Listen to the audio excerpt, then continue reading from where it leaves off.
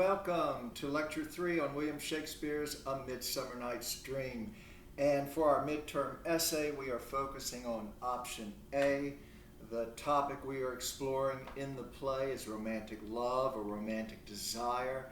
And our interpretation, the interpretation that we're offering, is that love in the play is being presented as dark, as disturbing, as realistically tragic. This is certainly a pessimistic view of romantic desire, isn't it? And the theme of this dark, disturbing side of romantic love becomes the thesis of our essay. What are we writing about, Brussels sprout? We're writing about romantic love. And what do we think, tiddlywink? What is our opinion that the play presents love as tragically realistic? That is our thesis statement. That's the theme of the play that we're exploring. But remember, it isn't enough simply to offer our opinion. We have to support that opinion if we want our opinion to be respected. So I'm asking you to think of 1, 2, or 3 reasons to support your thesis, focusing on 3 dilemmas, for example, or 3 issues, 3 problems that the lovers in the play confront, whether they realize these problems exist or not, 3 messes, 3 muddles, 3 mix-ups that the play reveals. And for each of those reasons, for your reasons, remember the question is, tell me why, puddin' pie. But for each of those reasons, you're from the show me state, so you've got to provide evidence. What do you mean, jelly bean? We've looked at 3 reasons already in Act 1. We discussed, first of all, the true nature of true love. Remember that the lovers in the play imagine that true love exists, but the play itself is demonstrating that love can be reduced ultimately to needs, in particular biological needs, psychological needs, and cultural needs. So that's the reality behind this revered emotion, this idea of true love. And we illustrated that piece of evidence using Theseus and Hippolyta's, looking at Theseus and Hippolyta's relationship. The second reason that we explored in Act 1 was the difficulty, the problem, the several problems that lovers have in knowing exactly what their partners are thinking or feeling. This is known as the problems of the other mind. And we looked particularly at Hippolyta, and we questioned what precisely is her attitude, what are her feelings, what are her thoughts concerning Theseus. And then finally, we looked at a third reason that's presented in the play, and that is the external obstacles that lovers often confront. And we zeroed in on Lysander and Hermia. You'll recall Lysander's words, war, death, and sickness. These external obstacles can often interfere with lovers, can prevent them from coming together and living harmoniously, prevent them from attaining their happily ever after ending. So that's where we are. And these difficulties, as I said, that we've discussed, these 3 problems, these 3 issues that the lovers that they come up against, they're going to repeat throughout the play. Remember, Pete and repeat, the 2 little birdies on the branch. So be on the lookout as you reread the play, as you reread each act. Be on the lookout for these issues because they will repeat throughout. So today let's turn to Act 2 of the play, and the setting is going to change. We're going to leave the city-state of ancient Athens. And remember, we talked last time that the city-state, the city represents civilization. It represents authority, law and order, reason. And of course, because it represents law and order, civilization is limited. We can't simply behave how we wish to behave. We have to follow rules and regulations. That's what a civilized society does. So civilization, just like knowledge, the more knowledge you attain, civilization, the more knowledge you attain, the more limited you become in how you can interact with others, how you can engage in the world. You can't, in other words, you've got to keep the great ape that's in us all. You've got to keep the great ape on a leash. You can't let it loose. You can't let it run wild. It's the notion that intellectual intelligence, should govern, should rule the beast within, our desires, our biological drives, our psychological desires, our cultural addictions. We should always, it's intelligence, intellectual intelligence, that should rule over the animal. You don't want the animal ruling over your intelligence, which is what happens in the play, isn't it? With these lovers, the animal comes out and they become reckless, and they not only place themselves in harm's way, but they cause all kinds of pain and suffering for others as well. So the setting of the city, we leave the setting of Athens. And of course, remember, I pointed out that, I don't know if I've ever come across critics mentioning this, but there's an irony in the setting of ancient Athens. Remember, we said that ancient Athens is the birthplace of reason, the birthplace of science and philosophy. But what we find here in Athens is a patriarchal order. It's a world that's ruled, that's dominated by men. It's a sexist civilization that we find. It's kind of oxymoronic, isn't it? It's a sexist world we find ourselves in Athens. It's a chauvinistic world. It's a world where male might makes right, rather than obeying a code of ethics, a law of principles derived, a code of philosophical truths that scientific knowledge points us to, rather than living and being productive, living according to those principles. This is a world here. Athens is a place where might makes right. It's not a place of, it's not a democracy, if you will, where everyone has equal political rights. It's also an aristocracy. In addition to being a patriarchy, it's an aristocracy. So it isn't just men who rule, men who dominate the city, the people in the city, but it's also wealthy men of wealth, of money, and who have power, therefore, and influence. And it's an inherited wealth. It's passed down from father to son, from generation to generation. So there is a kind of irony, isn't there, in the setting here. It may be that Shakespeare wants to alert us to this idea that there's an irony also in the central topic of the play, romantic desire. So we leave the city-state. We leave the supposedly the place of reason, the place of restraint, the place of limitations, and we enter into the woods.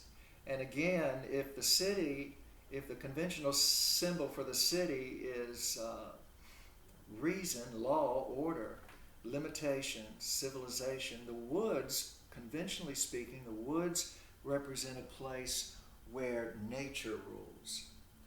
So you could see it as a kind of nature versus civilization idea here, the movement from the city to the woods. Nature rules in the woods, and nature, we find, is disordered. It's chaotic. There's confusion. It isn't a world that's just or fair. And again, the civilization is supposed to be a world that is fair and just, where everyone has equal rights, but perhaps Shakespeare is showing the how far from a civilized society the ancient Greeks and by extension we ourselves are, because the woods is a place of disorder, of unfairness, of injustice. It's where the beast is allowed to roam, where the predators have the might. Might again makes right, and their victims, their preys, feel that might, and they are victims of that might. So there are no laws in nature. There is no reason operating.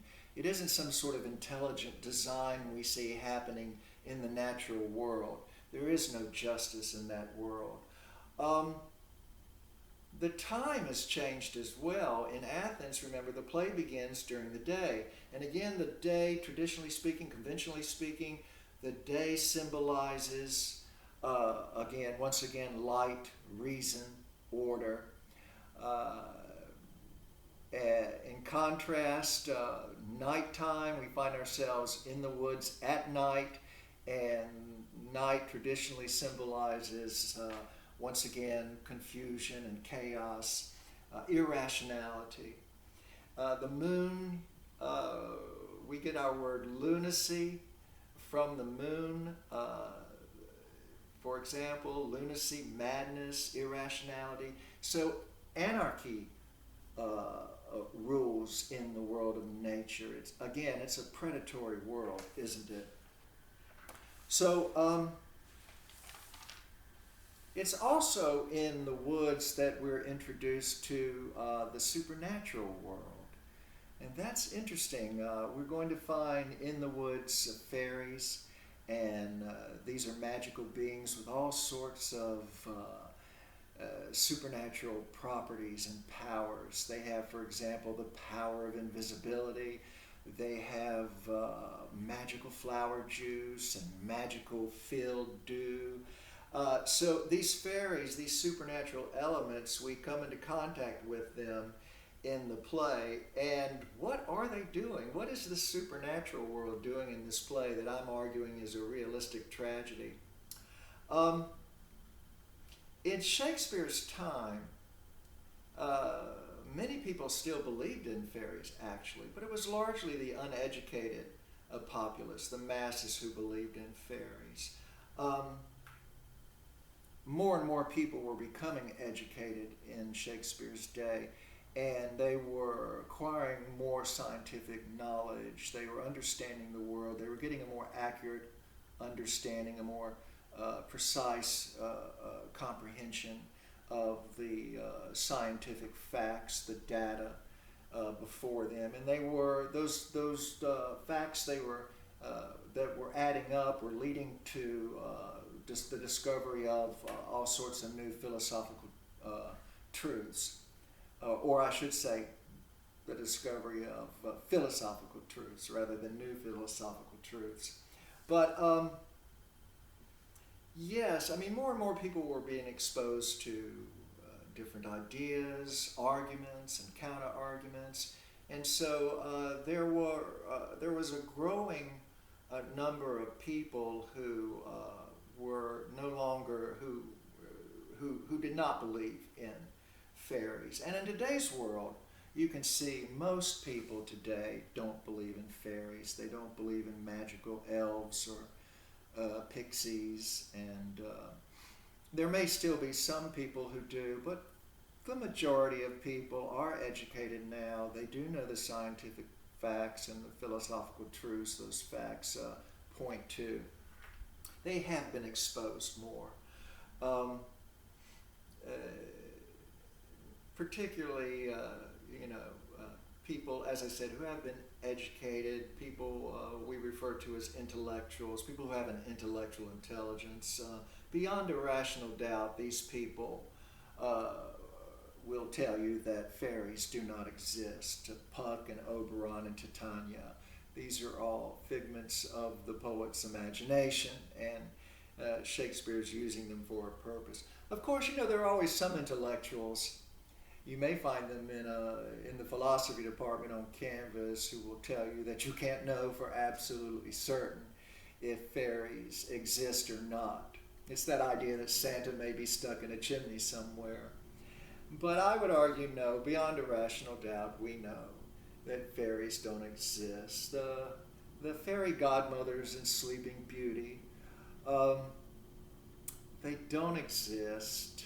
They're not living on the French Riviera somewhere in a villa, sunbathing on the beach and going shopping for magical wands. Anybody who is rational, anybody who is reasonable is going to say that beyond a doubt those Sleeping Beauty, the fairy godmothers from Sleeping Beauty, do not exist. So that's something to keep in mind as we proceed. But the fairies in this play do exist. I mean, there they are before us on the stage. There's Puck. We meet him at the beginning of Act 1, or Act 2, rather. And why is Shakespeare introducing these fairies?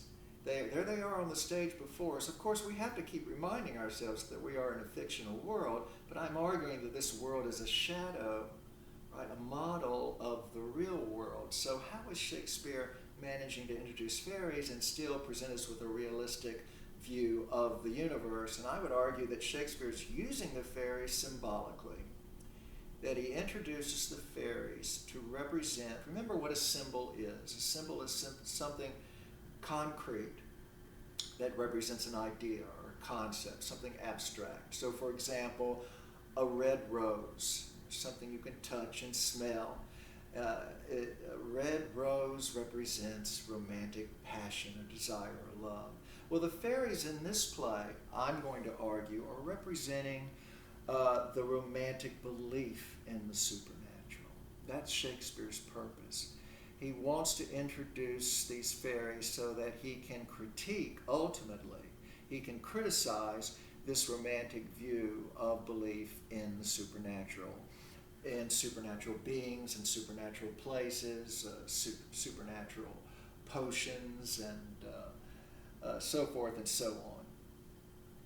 So what he wants to do here is point out, I would argue, the various problems that arise with believing in the supernatural.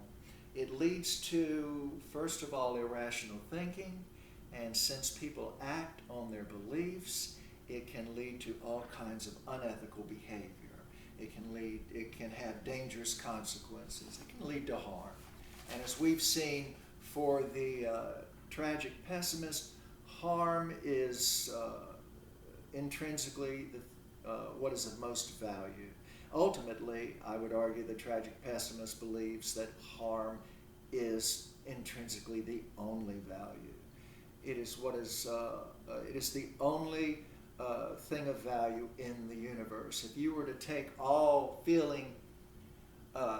conscious feeling beings, if you were to simply have them disappear from the universe, there would simply be nothing of value left in the universe. The universe certainly wouldn't miss us. It being an unconscious and unintelligent process, a mechanical process, according to the realist, again, recall. So the universe certainly wouldn't miss us, and we certainly wouldn't miss us since we would no longer exist. There are, as I've stated in the past, there are no Venetians on the planet Venus, and none of us regrets that fact. So there is nothing of real value in the universe other than this ability to be harmed, this ability to suffer, this ability to feel pain. So if you were to take that universe that is now empty of all conscious feeling entities, and suddenly you were introduced just one bunny rabbit in the entire universe, now we have, now the universe has meaning. Now there is something of value because that bunny rabbit is conscious. That bunny rabbit can therefore feel. Remember, to be conscious is to be sentient. The bunny can therefore feel. and to be sentient is to be in a state of dissatisfaction. So the bunny can be harmed. So that this idea of what is of real and most important value, the belief in the supernatural, as I said, it's for Shakespeare, I would argue, the play is saying it's an irrational belief, and irrational beliefs can lead to unethical actions and can cause harm to what is of most value, these conscious sentient beings on the planet. So let's turn to Act 2, Scene 1, and let me support this idea of the problems of the supernatural. And at the top of the act, we meet Puck, who runs into a little fairy. The little fairy, what is the little fairy? She's busy, isn't she? Or he, busy in the service of the Queen. Look on page 1348 in your anthologies. Again, I'm in Act 2, Scene 1, and I'm at line 6, and when Puck wants to know what the little fairy is up to, she says, "I do wander everywhere, swifter than the moon's sphere, and I serve the fairy queen to do her orbs upon the green." It's interesting here, this idea of the little fairy is serving the fairy queen. We've left the world of Athens, which is, again, is ostensibly a democracy, and now we've returned, we've regressed, haven't we? Thinking of civilizations, we regress to a monarchy. Here the little fairy is serving the queen of the fairies. So the fairy world is a monarchical world, isn't it? You know, this makes me think that would make an interesting topic for an essay, wouldn't it? I mean, you really do have 3 forms of government in the play, at least 3 that I can see at this moment. You have the democracy, the so-called democracy that's operating in the play. It's a patriarchal democracy, if you can call it that. So you do, let's say you have a patriarchy. Yes, you have a patriarchy operating in the play. And you also have an aristocracy. And here we have a monarchy. What is the play saying about these 3 types of government? You could just plug that in your formula here. Do you think the play is saying anything positive about these 3 forms of rule?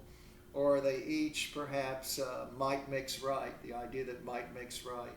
So the play, I would argue that the play is critiquing these 3 forms of government, these 3 forms of rule. And of course, you could argue that today in the United States and much of the world, we have reverted to a monarchy, haven't we? Worse than a monarchy.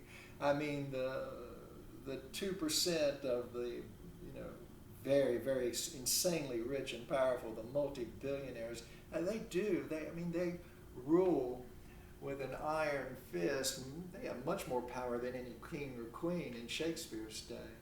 So at any rate, that would be interesting to consider. So here with the fairy queen, the little fairy who's serving the fairy queen, who is swifter than the moon's sphere. And you notice in your footnote here, it's interesting, this footnote, each planet, including the moon, was thought to be fixed in a transparent hollow globe revolving around the earth. So you can see this belief, this explanation for why the planets appear to move in the sky. It's the moon and the other planets move through the sky because they are moving they're moving through this transparent hollow globe. This is what many people believed in that day. Of course, along comes Newton, and soon we understand one of the 3 manifestations of force, which is gravity.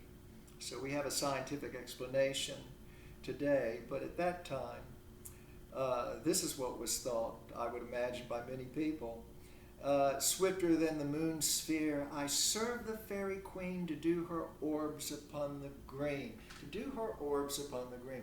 And here the orbs, I think this introduces the first problem with the supernatural, belief in the supernatural. And that is that it has no explanatory power, does it? It tries to explain. I mean, it's attempting to be scientific, but a lack of understanding, there simply isn't enough knowledge, a lack of understanding, a lack of having that information. And so people do attempt to determine what is the cause of these fairy orbs, these fairy rings. Perhaps you're not familiar with a fairy ring, but fairy rings, you find them very often in woodland areas, and they're rings in the grass of fungi that's growing. The fungi grows in these concentric patterns. And in Shakespeare's day, again, most of the uneducated folks, many of the people, believed that these rings were caused by these magical entities called fairies. And the fairies would, when the fairies would come together, when they would gather, they would meet and they would dance. They would join hands and dance in circles on the grass, and that's what caused the fungi and to grow in these concentric patterns. Of course, we know now the scientific explanation, don't we? I mean, the roots of the fungi, like mushrooms, for example, the roots drop down into the soil and feed upon the nutrients in the soil, and when all the nutrients in that one area have been absorbed, have been used up, the roots spread out in all directions in a circular pattern, and so the rings gradually become larger and larger, as large as the roots can become as they can grow.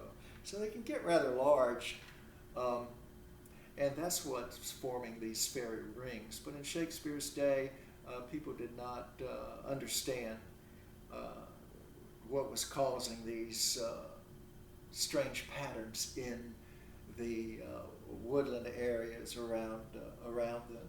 So that's the first problem with the supernatural, with belief in the supernatural, isn't it? It doesn't really have any explanatory power. You have a gap in understanding.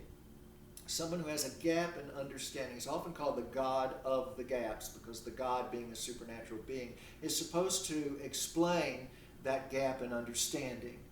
But we find instead, the moment you posit a supernatural explanation, a mysterious being like a fairy or a god, all you're doing really is opening the door to all kinds of questions that demand an explanation as well. So if you say, for example, that supernatural beings called fairies create the fairy rings, well, then you have to ask yourself first, well, what is a fairy precisely? How would you define a fairy? That's a question that you need to answer. And if it's a supernatural being, I would assume that it's a non-physical being, and that really doesn't explain what it is, does it? I mean, many people anthropomorphize fairies and give them human shapes and forms and human characteristics, but that's rather suspect, isn't it? That it might be, fairies might simply be a figment of human beings' imagination. But if it is a non-physical entity, that doesn't tell us what it is. If you ask me, if I ask you, for example, what is a squirrel? And you say, well, a squirrel is not a dog. All right, it's not a dog, but you still haven't told me what a squirrel is. And if you say, well, it's not a fish.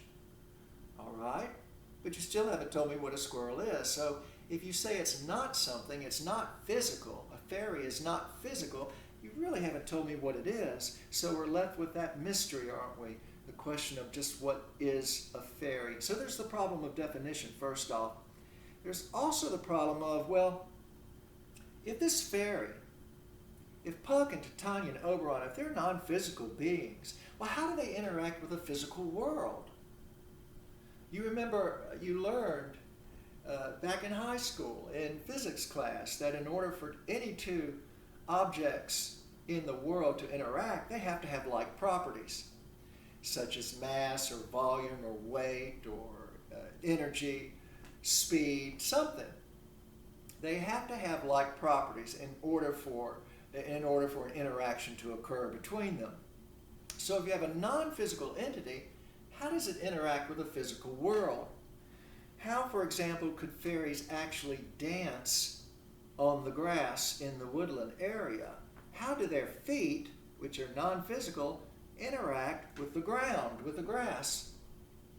So again, this idea of a non-physical entity interacting with a physical world, there isn't an explanation coming forward. There's no explanatory power here. It's just leaving us with another question, another mystery. Then we have to ask, where did this fairy, this supernatural entity, where did it originate? I mean, we understand our origins. We understand that complex beings such as ourselves and other animals, other conscious sentient organisms on the planet, complexity arises out of simplicity. We can trace it all the way back, as we've done in previous lectures, right? We can trace our biological origins all the way back through our chemical origins and our physical beginnings. If you trace each one of us individually back, we find each of us comes from a single sperm and a single egg, purely physical stuff. There's nothing supernatural about a sperm or an egg. And as I said, if you trace our species back, human beings, you can find we're reduced ultimately to empty space, nothing, and something. Energy bits and matter bits. Two types of energy bits, two types of matter bits, according to draft physics. So yeah, where did these fairies originate? They are, after all, I would imagine, they're complex entities. So where did they begin? Did they simply poof magically into existence? And if so, how did that happen? So again, another mystery. Rather than an explanation, another mystery. Remember, the God of the gaps says, we have a gap in our understanding about something in the real world. Here's the explanation. Here's a supernatural explanation. The mystery is solved. And the irony is the mystery isn't solved at all. It only raises more mysteries. And then finally, of course, where's the evidence? Where's the evidence that this supernatural entity, that a fairy exists, other than the stories we tell ourselves about fairies, or that our mamas and daddies told us about fairies, and that their mamas and daddies told them about fairies? It's only in our imagination, our storytelling, that we find fairies exist. We find fairies exist in Shakespeare's play, which is a story. It's a fictional world. It's storytelling here.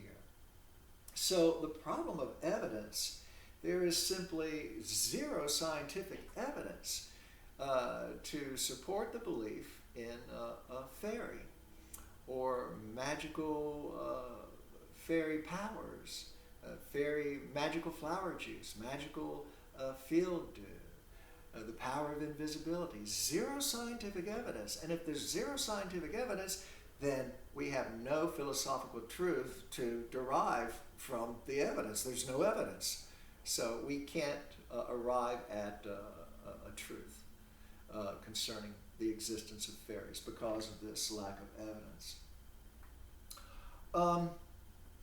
So that's the first problem, the God of the gap, filling in our gap in understanding, our lack of knowledge, with a mysterious supernatural explanation. We end up with a Grand Canyon gap, don't we? A much greater gap in our understanding, our knowledge, than we did before we began, because of the problem of defining what a fairy is, how a fairy interacts with the supernatural, a non-physical entity acts with the physical world.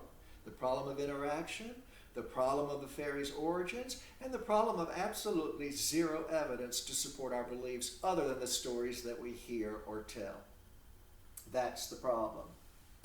That doesn't seem to bother quite a few people. They'll just say, well, it's a mystery.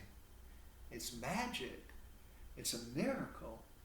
And that brings us to the second problem, doesn't it?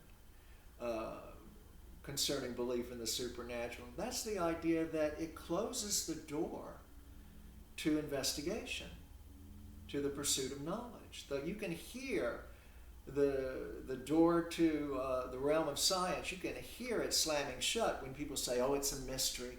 Don't ask questions. There's no need to go any further. It's magic. Just believe. Have faith. So you can hear that door to science slamming shut, and there's no room, there's no way, there's no access into the realm of knowledge once that door of science is closed. And once the door of science closes, then the door beyond, the door to philosophical truths, the door to these most important values that we discover by adding the scientific facts up, that door closes as well. And we just can't break on through to the other side if we end by saying it's a mystery, it's magic. I made a little note here. I was thinking of Shakespeare's day. You know, Shakespeare's plays, they were held in the Globe Theater, a theater that at the center of its stage had a trap door. And the trap door was used for, it was, beneath the trap door was representative of the supernatural world. And so the supernatural beings in Shakespeare's plays that involved these supernatural elements, they would, when they appeared on stage, they would enter through the trap door.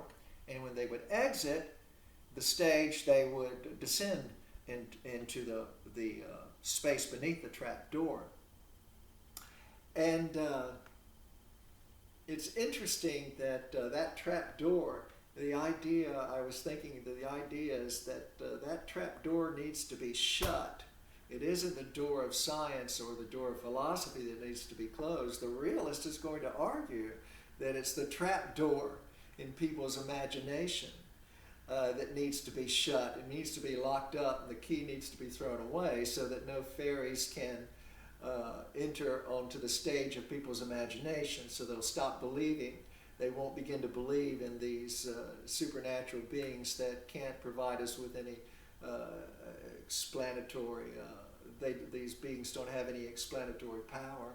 And that door, that trap door, needs to be shut once and for all. Not only on fairies, but on ghosts. In Hamlet, we're going to meet a ghost. The ghost of Hamlet's, the ghost of Hamlet's father. Supposedly it's the ghost of Hamlet's father, as we'll see. We can't know for certain. But the ghost would enter through the trapdoor. The witches in Macbeth. Belief in witches in Shakespeare's day was, many people still believed in witches. Today, some people still believe in witches. But the witches in Shakespeare's play Macbeth would enter and exit through the trapdoor as well. So that trapdoor is really the door of irrationality. And once you allow those witches and those ghosts and those fairies to materialize out of the trap door, to enter from the out of the trap door and allow them onto the stage of your imagination, then all kinds of havoc, all kinds of mayhem, all kinds of unethical behavior can result in from that action. So let's take a break here, and I shall return.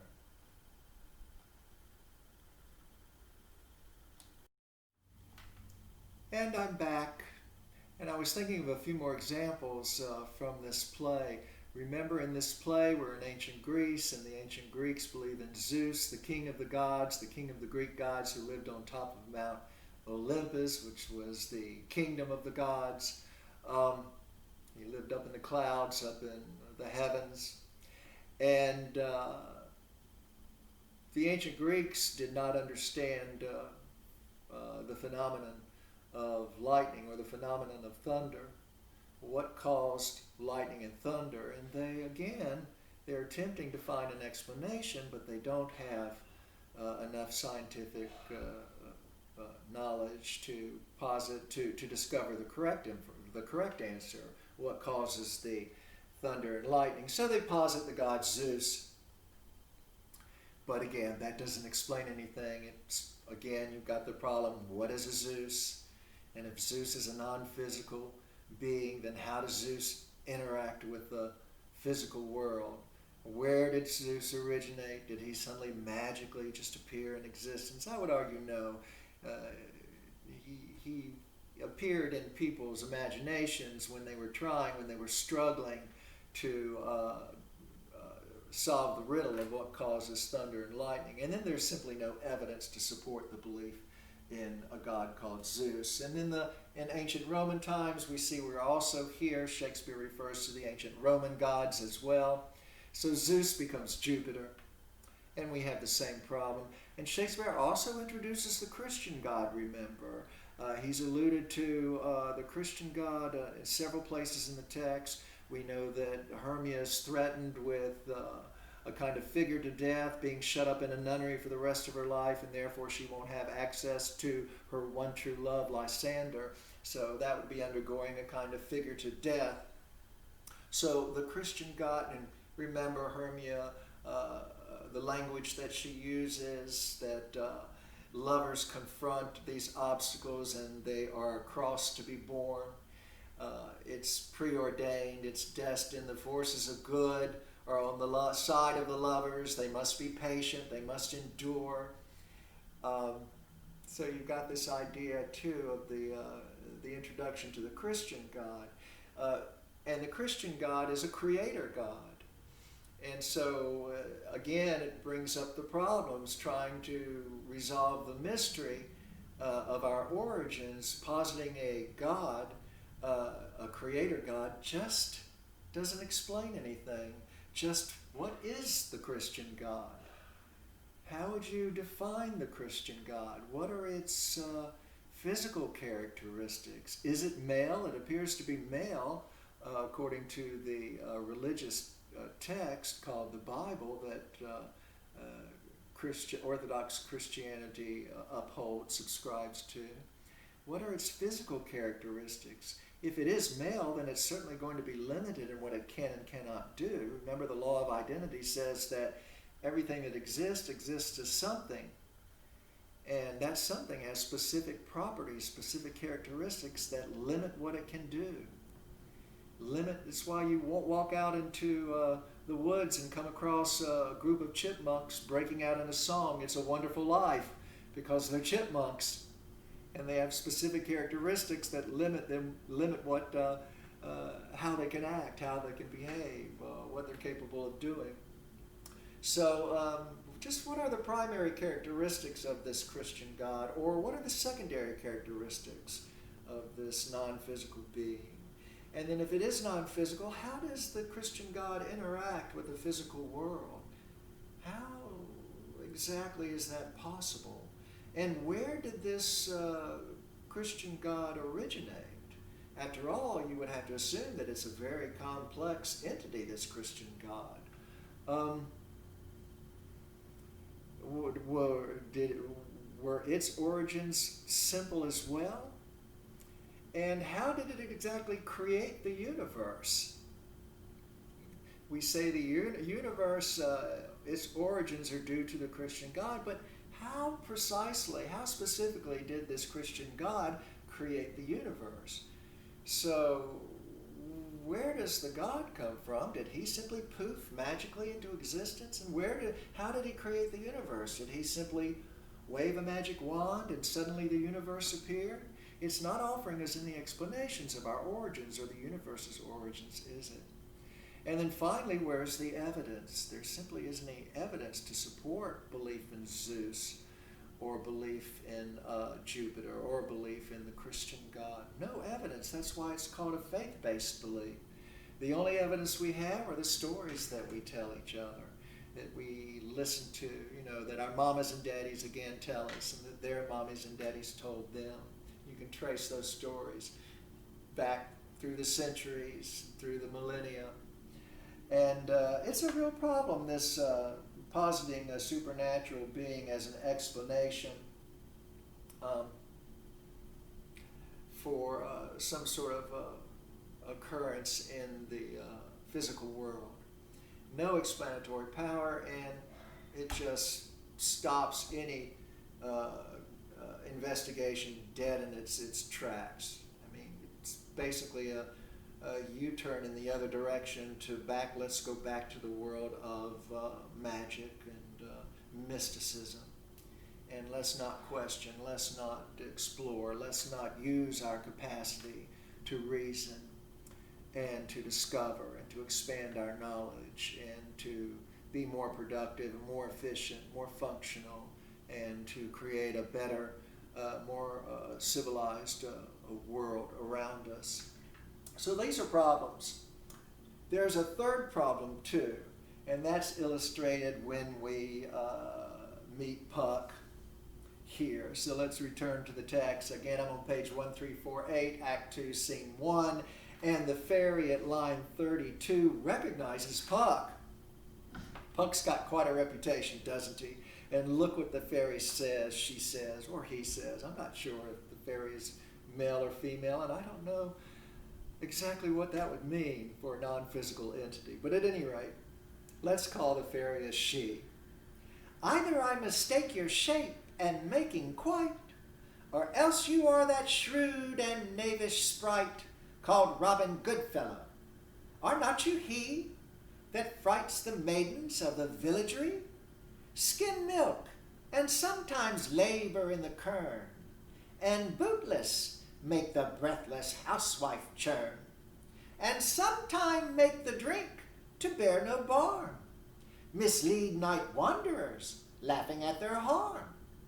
Those that hobgoblin call you, and sweet Puck, you do their work, and they shall have good luck. Are not you he? Yes, you shall have good luck. If you refer to Puck, this mischievous elf, this mischievous fairy who likes to play all kinds of pranks. He's quite a prankster, isn't he? Of course, I've never liked pranksters very much because they certainly can do quite a bit of harm by not presenting you with the reality around you. But Puck is a prankster. He is a mischievous little fellow here. And it brings up this third problem associated with belief in the supernatural. And I might just mention that the reason I'm going into detail concerning this supernatural world and what it's doing in this play, two reasons, I guess. One is that you're welcome to write on this as a topic in and of itself. Option B, choose your own topic, so you can write about the supernatural world in A Midsummer Night's Dream. I mean, I'm arguing that it's being used symbolically to underscore the irrationality and the unethical behavior that results from irrational thinking by romantics who hold these supernatural beliefs. But also you're going to see that the lovers in the play, because of their beliefs in the supernatural, it too is going to have a negative impact ultimately, which we'll eventually get to. But at this stage, I'm just introducing this topic on its own and pointing out how the problems are being raised right at the beginning when we meet the fairies, when we meet Puck and the little fairy in the woods. So this third problem is that people who hold beliefs in the supernatural, once they imagine these supernatural entities, these invisible beings that are populating, inhabiting this other realm, and that have power, like Puck, who can create all kinds of mischief and harm, that's the moment that people begin to live in fear and anxiety. And they can become quite superstitious, and they will attempt to placate the fairies or the gods because of their concern. I mean, after all, these supernatural entities, you never know where they might be or what they might be doing, or they might in some way harm you if you're not very careful, if you don't tread carefully, and if you don't please them in some way. So it gives over a lot of power, a lot of control to these invisible entities, and that can be quite a frightening thing. I'm always reminded of the, I put a little note here when I thought of this, I'm always reminded of the Christmas tune, the holiday tune, Santa Claus is coming to town, right? You better watch out. Santa Claus is an invisible being. He's a magical man, and he has flying reindeer and a magical sleigh. And remember his elves too. I mean, they have to be magical to produce all those toys for all the children of the world. So, but remember that song, you better watch out. You'd better not cry. You'd better not pout. I'm telling you why. Santa Claus is coming to town. He sees you when you're sleeping. He knows when you're awake. He knows if you've been bad or good. So be good, for goodness sake. I mean, I remember hearing this song, and when I believed in Santa as a child, I thought, I'd better be on my guard and behave because, Santa Claus is coming to town, and he's keeping a list. He's keeping a list, and he's checking it twice. He's going to tally up the scores. He's going to find out who's naughty or nice. Santa Claus is coming to town. So yeah, it's quite frightening. What a relief when I found out, finally. It's somewhat of a disappointment too. When I found out that Santa didn't exist, I think I just turned 17. A bit of a disappointment in my parents, that my parents had lied to me all those years and had given me this inaccurate depiction of reality. And I asked my mama, why'd you and Daddy lie to me like that? She said, everyone does it. It's just make-believe. It's just all in fun. And I told her, I said, well, I can make believe and not believe at the same time. That's why it's called make-believe. I don't have to believe it's real. There were moments when I was quite afraid that Santa was not coming to my house and bringing me all my toys. But anyway, you better watch out if you have belief in the supernatural world, because these entities like Puck, this mischievous little rascal, he can do quite a bit of harm. Look what he can do. He can frighten the maidens of the villagery and skim the milk. Take all the good cream off the top for himself and leave the tasteless skim milk at the bottom. And he can cause the housewife to just churn and churn and churn that milk, and never, the cream won't rise to the top because he's gobbled it all up. So all of her energy and time is wasted because of this little prankster. And sometimes he can make the drink to bear no barm. Oh, that's a big problem. I mean, if you've ever had a mug of beer, you know that if it has foam, that means that it's fresh and it's potent, it's good. But if the barm doesn't, if the rise to the top, then you've got a flat batch of beer. It's rather insipid and tasteless. And Puck obviously, has been drinking off, is responsible for the bad batches of beer here. He also misleads night wanderers, and that's rather frightening, isn't it? I mean, if you're wandering in the night, night can be we evolved to be day animals because, again, as I've mentioned before, our senses aren't particularly sharp. We probably lost a lot of that ability. Other animals have much, their senses are much sharper than ours are, generally speaking. But because of our brains doing this other kind of this higher order of thinking, this higher level of thinking, of being able to conceptualize and so forth, it's probably one cause behind our not having as sharp a senses as most of the other animals. I mean, we can't see as well as an eagle can, certainly. I can't smell as well as the average dog, and on and on. I can't hear as well as the average dog either. So these night wanderers, lost in the people traveling by night, so they're already anxious and eager to find their way, and Puck misleads them so that they become lost in the dark. And that can be a frightening thing. And lots of predators in the dark. You don't go down the dark alley at night, do you? So it's rather dangerous. Puck, as I said, I don't like pranksters. He pranksters give people, they misinform people about the reality around them, and that can lead to harm. So those that hobgoblin call you and sweet Puck, you do their work. So notice already that the people, to get on Puck's good side, they call him pet names like Hobgoblin, the little goblin that hangs out at the hob around the fireplace inside. They want to placate him. They want to say, hey Puck, I'm your friend.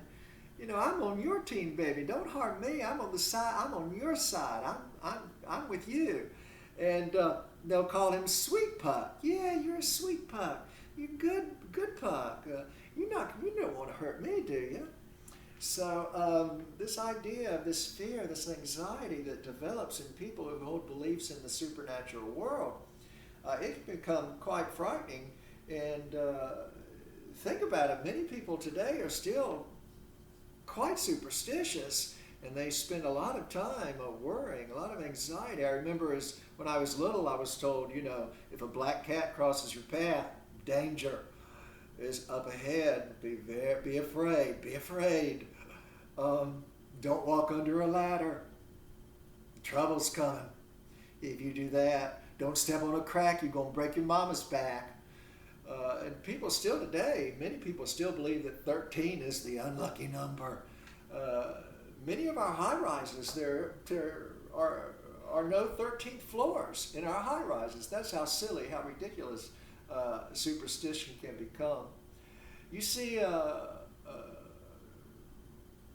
many athletes behave in this superstitious way. I remember when I was in high school, I had a specific routine I would follow before I would participate in the track event, or before I would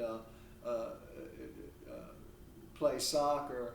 And I also remember that when I played tennis, I would always bounce the ball 3 times, the magical number, 3 times.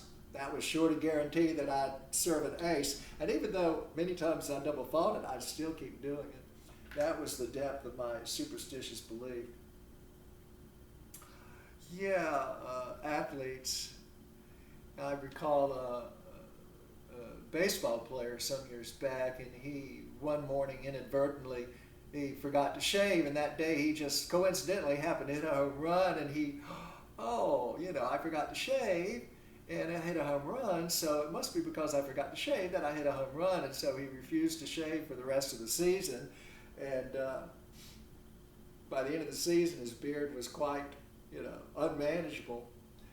But I don't recall if he had much of if he had a home run record that year or not. But at any rate, you also see actors. Actors certainly can be superstitious. The play Macbeth, actors will not, behind the stage, actors will not use the word Macbeth. They will not speak the word Macbeth, because I think sometime back in history, someone had used that word, and all kinds of problems developed with the production, and harm came to several of the actors and so forth. So now it's referred to, if you're an actor in the production of Macbeth, you call it the Scottish play. And if you call it Macbeth accidentally, when you're behind the scenes in the green room, or waiting for your turn to go on stage, if you accidentally use the term Macbeth, all the actors rush you out of the theater and make you turn around 3 times one way and 3 times another, and then thrice to make 9. The witches in Macbeth. So yeah, people, they waste a lot of time and a lot of energy because of this belief in the supernatural. They engage in a lot of irrational behavior. That brings us to the 4th point here. It is a waste. I guess I need to emphasize this time and waste. Superstitious beliefs. So the 3rd point is that this superstitious belief can lead to fear and anxiety, worry, concern. The powerful invisible beings, the great and powerful Wizard of Oz. Right? I mean, you better be careful. You'll be shaken in your ruby slippers if you don't please the powerful Wizard of Oz. But he's just the little guy behind the curtain. There's a natural explanation. But the 4th cause is what I've touched on here, is this waste. It is a great deal of waste. Of time, of energy, of resources, of money. And that means that a society is not being as productive as it can be. It is not being as efficient as it can be. And it is a terrible squandering of time and money and energy. I think of the pyramids that the ancient Egyptians built. Think of the slave labor and the hours and hours that went into that, to please, because the pharaohs wished to please the gods and wished to live eternally upon their deaths. And think of the horrors that the building of the pyramids resulted in. All that energy and time that could have been spent, on improving the Egyptian civilization. Think of all the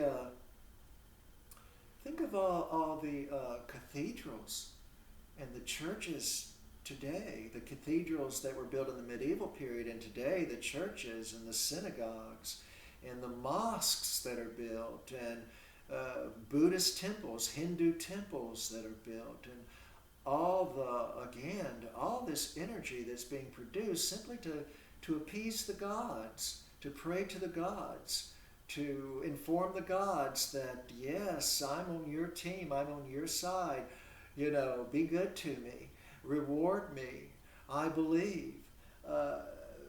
Think of it in the Aztec and the Mayan temples as well. It's really kind of disturbing. How much further advanced might we be as civilizations if we had used that time, that energy, that wasting of life, that harm, that pain that so many people experienced in building the temples to the gods. That's just one example here. So yeah, you'll have good luck if you call him Sweet Puck. He'll be on your team. Let him know you're on his team. He'll be on your team. And it's really you're concerned about, isn't it? You just don't want Puck to hurt you. You aren't really a team player, are you, in the end here? You just don't want Puck to cause you any harm. Look what else. Look at Robin's response, Puck's response. Remember, Puck is nicknamed Robin Goodfellow. You're a good fellow, Puck. Again, an attempt to appease Robin, to placate him, don't get angry at me. Don't play a prank on me. Don't cause me any mischief, any harm. Look at Robin's response at the bottom of the page, line 42. He tells the little fairy, because the fairies recognize Puck. Again, Puck's, he's got quite a reputation, an infamous one. You better be careful around this little guy. He says, "Thou speakest aright. I am that merry wonder of the night. Look at it. He's a merry wanderer. He really enjoys his role as the mischievous fairy. And he roams at night, doesn't he? He likes to create mayhem and chaos. And, he likes to upset, disturb, and cause harm. I jest to Oberon and make him smile. That's rather frightening too, isn't it? That Oberon, the king of the fairies, who really ought to know better. I mean, he is the king. He ought to be rational. And yet he enjoys Puck making mischief, doing harm, playing these pranks. Some of them seemingly harmless, but we've seen, the problems being raised with this idea. But Oberon, I jest to Oberon and make him smile when I a fat and bean-fed horse beguile. Yeah, I mean, here again, the idea that even Puck can fool the animals. When I a fat and bean-fed horse beguile, neighing in likeness of a filly foal. Why does Shakespeare introduce this idea that Puck, he even likes to play pranks on animals? In this case, the fat and bean-fed horse, has just had a supper now, and one hunger has been satisfied, and now another hunger arises. He's feeling his oats in one way, and he's ready to fill them in another, isn't he? Neighing in likeness of a filly foal. Now the horse is ready for, he's ready for a good time with the filly foal. Yeah, well, Shakespeare, I think, is saying this is a dumb animal. This is a dumb animal, the horse. I mean, horses aren't particularly bright. Relatively speaking, compared to human beings, we human beings, we ought to be brighter than a horse and not believe that just because we hear a strange sound somewhere around us that it's, the filly foal that's calling us. So yeah, it's the idea that human beings, we really need to be brighter than the animals around us. We really need to be doing this higher kind of thinking and not be fooled by these beliefs of the supernatural. And sometimes lurk I in a gossip's bowl. An old woman, a gossip. Notice how women constantly in this play are being denigrated. They're being put down. An old gossip, the stepdame or the dowager, long withering out a young man's revenue. Again, how are women being presented in this play? You could look at that. You could look at the four female characters in the play. The two young lovers, Helena and Hermia, the two young girls, and then the Hippolyta and Titania. Hippolyta, the queen of the Amazons, and Titania, the queen of the fairies. How are these women being presented in the play? They do find themselves in a patriarchal world again, we've said. So what is their reaction? How do they attempt to adjust? Do they rebel against the status quo, against the establishment, against the patriarchal order? I mean, we've seen Hippolyta. She appears to, well, she certainly does in raising, and becoming queen of the Amazons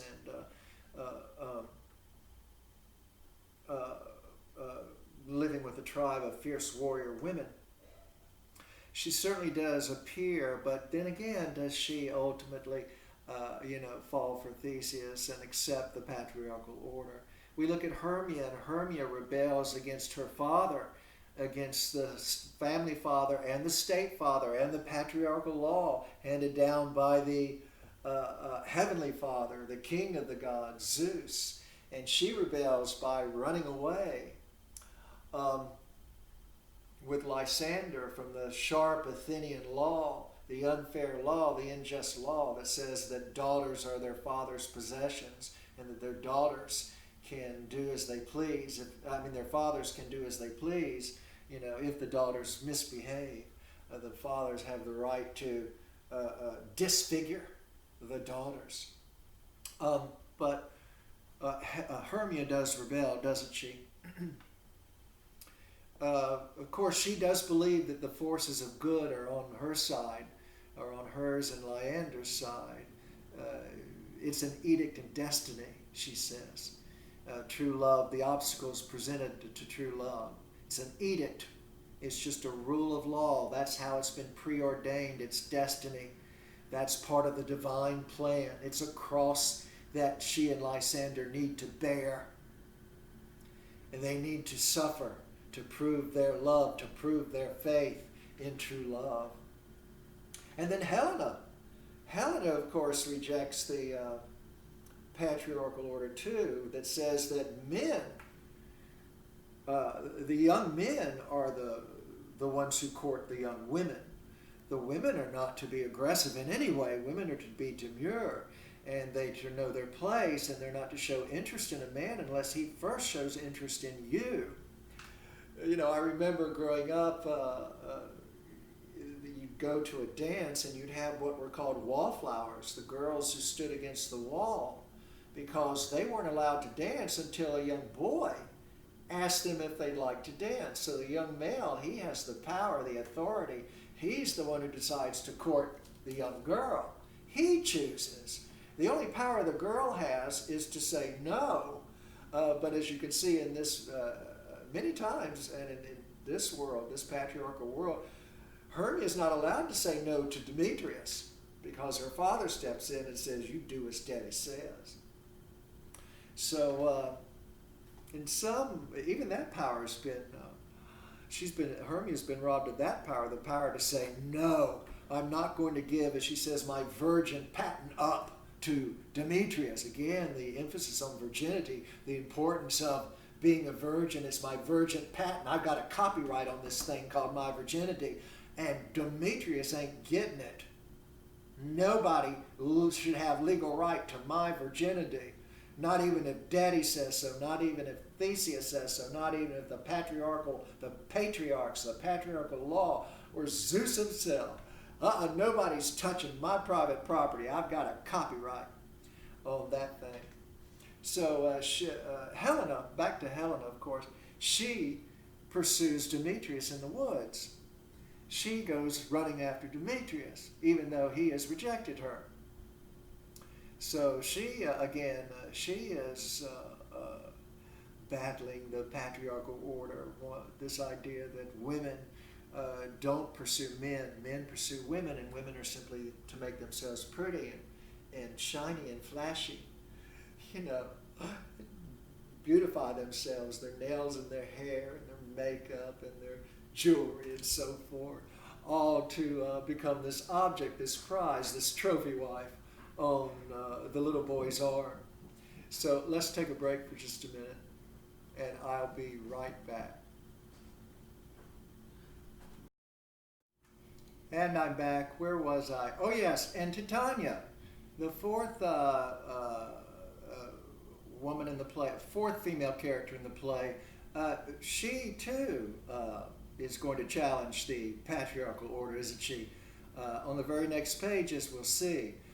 So these four major female characters in the play, each one, in some way, in some form, does challenge the male rule, the male authority in the play. Of course,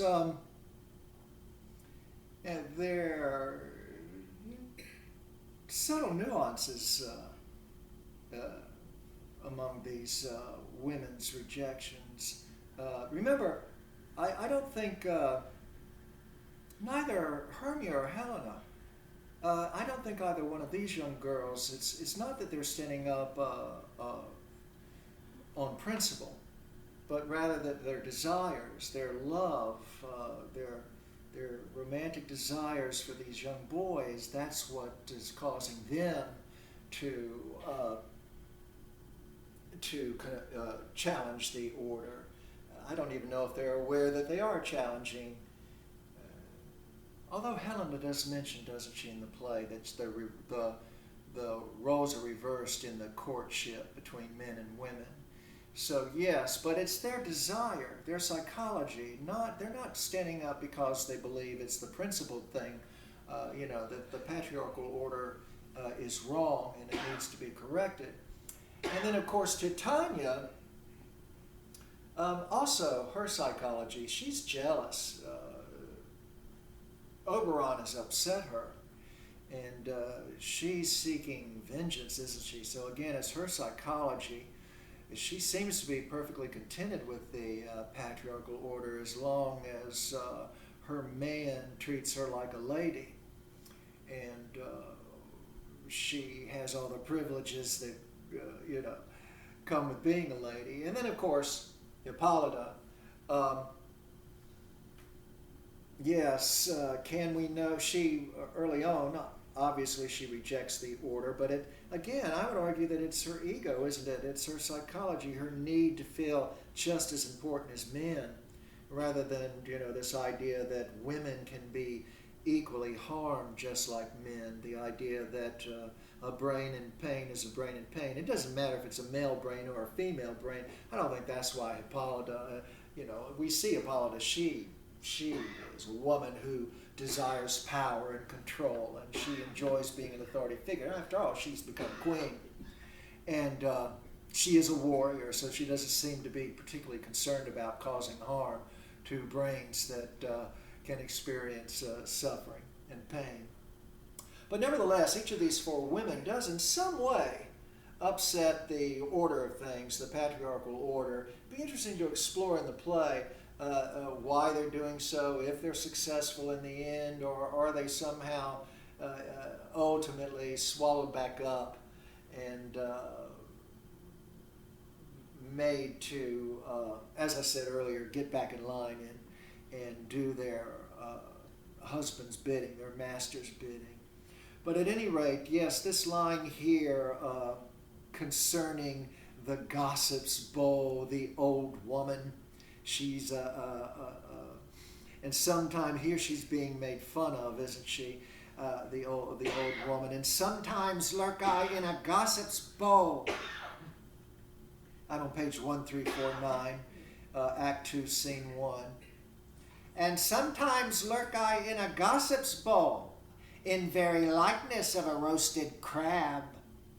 And when she drinks, against her lips I bob, and on her withered dewlap pour the ale.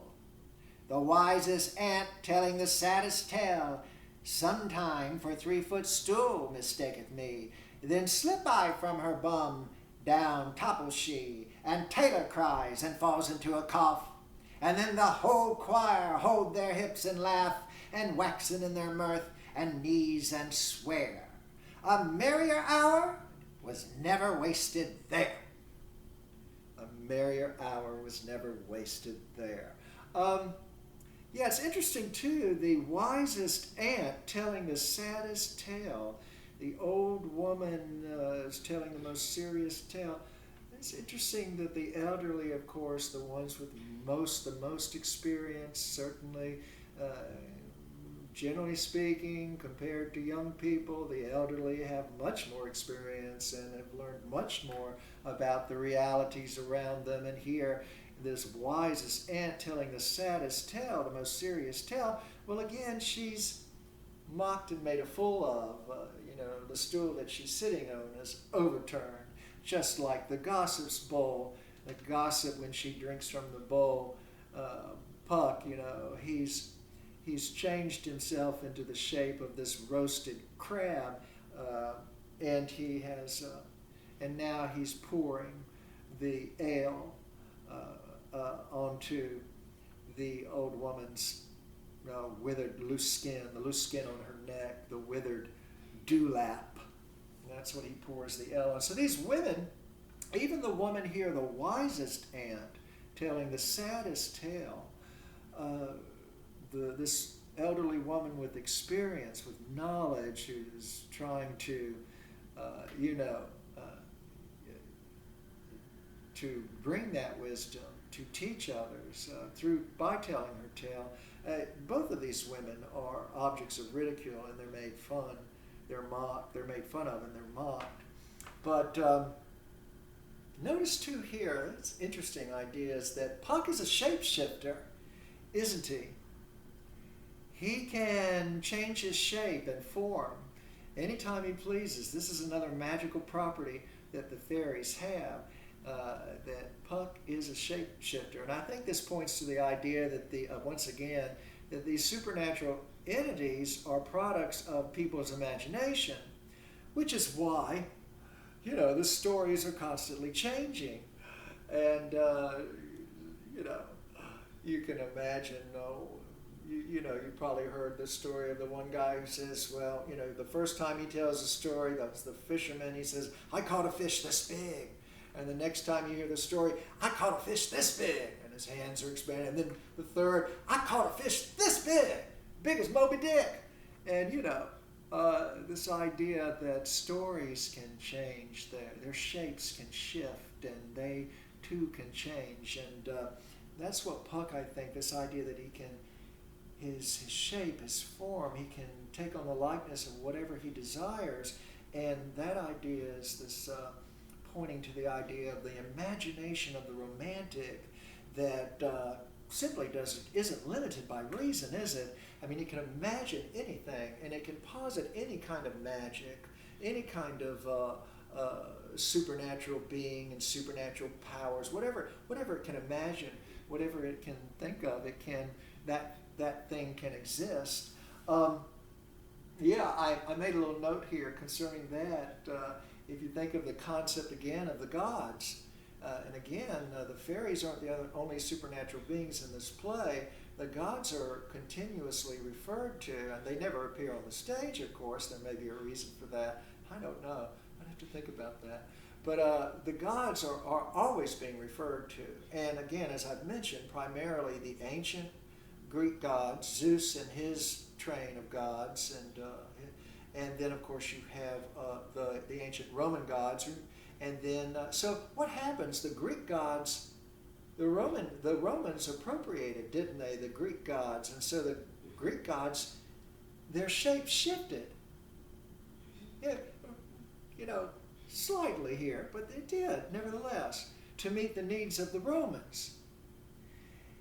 Their imagination took the Greek gods and they shifted their shapes a little bit. And then what happens next? The third god here in the text is the Christian God that's being alluded to, much more indirectly, but nevertheless we'll see later, actually directly he'll be alluded to. But then the Roman gods, of course, become the Jewish God, Yahweh. I'm thinking back, the historical movement of beliefs in the gods. So you have this belief in the ancient Greek gods, followed by the belief in the ancient Roman gods, and you see these gods, their shapes, their forms shifting, meeting the needs, meeting the imaginations of the people who believe in them. And then, of course, comes the Jewish God, Yahweh, and he's followed in history with the Christian God. Again, we get these idea of the gods always, their shapes are shifting over time. And then after the Christian God comes the Muslim God.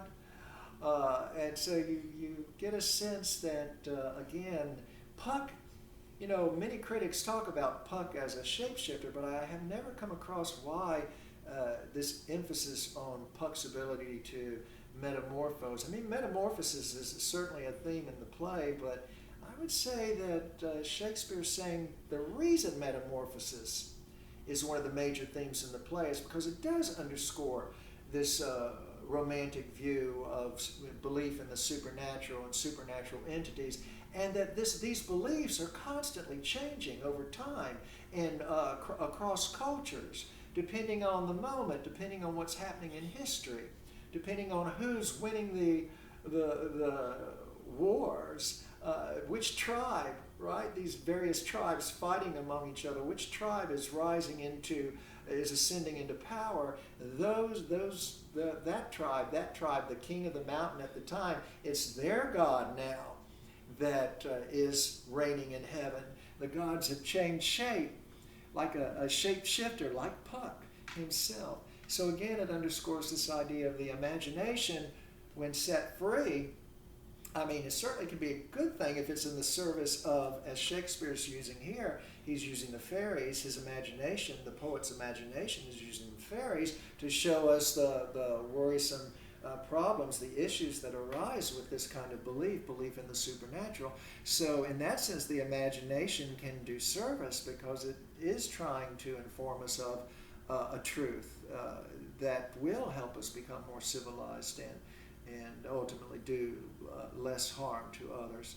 But some poets' imagination can run wild too, and they can give us an inaccurate view of the world, and certainly people's imaginations.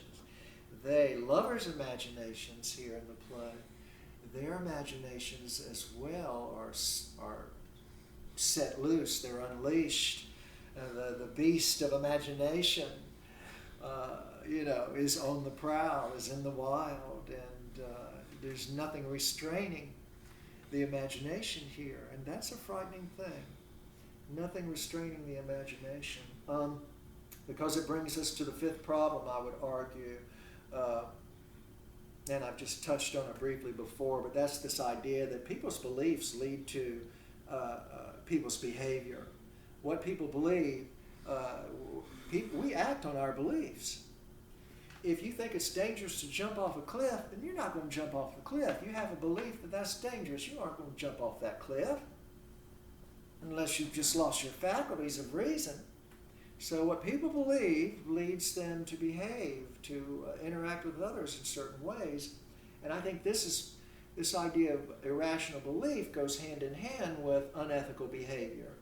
So this irrational belief in the supernatural is going to lead to all kinds of unethical behaviors, all kinds of harm being caused to conscious sentient beings. And we see that Shakespeare, certainly in Shakespeare's day, Shakespeare's quite concerned with the kinds of beliefs that his society holds.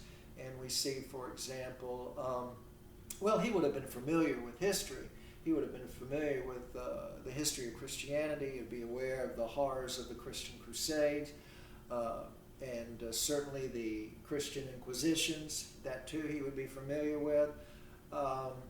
In his own time, there is this continuous battle being waged between the Protestants and the Catholics, right? Each team believes it's on the side of good and battling the evil forces, and all kinds of mayhem is created by that. People are brutally killed, and just unimaginable horrors that resulted from the Protestant-Catholic wars. And certainly the persecution of minority religions, such as the Jews being persecuted in Shakespeare's day as well. They're not on the right team. They're not on the force of good, side of the forces of good. And women in Shakespeare's day, again, lacking power during the Elizabethan period. For the most part, they haven't gained much power over the centuries. They are still seen as men's property, as men's possessions.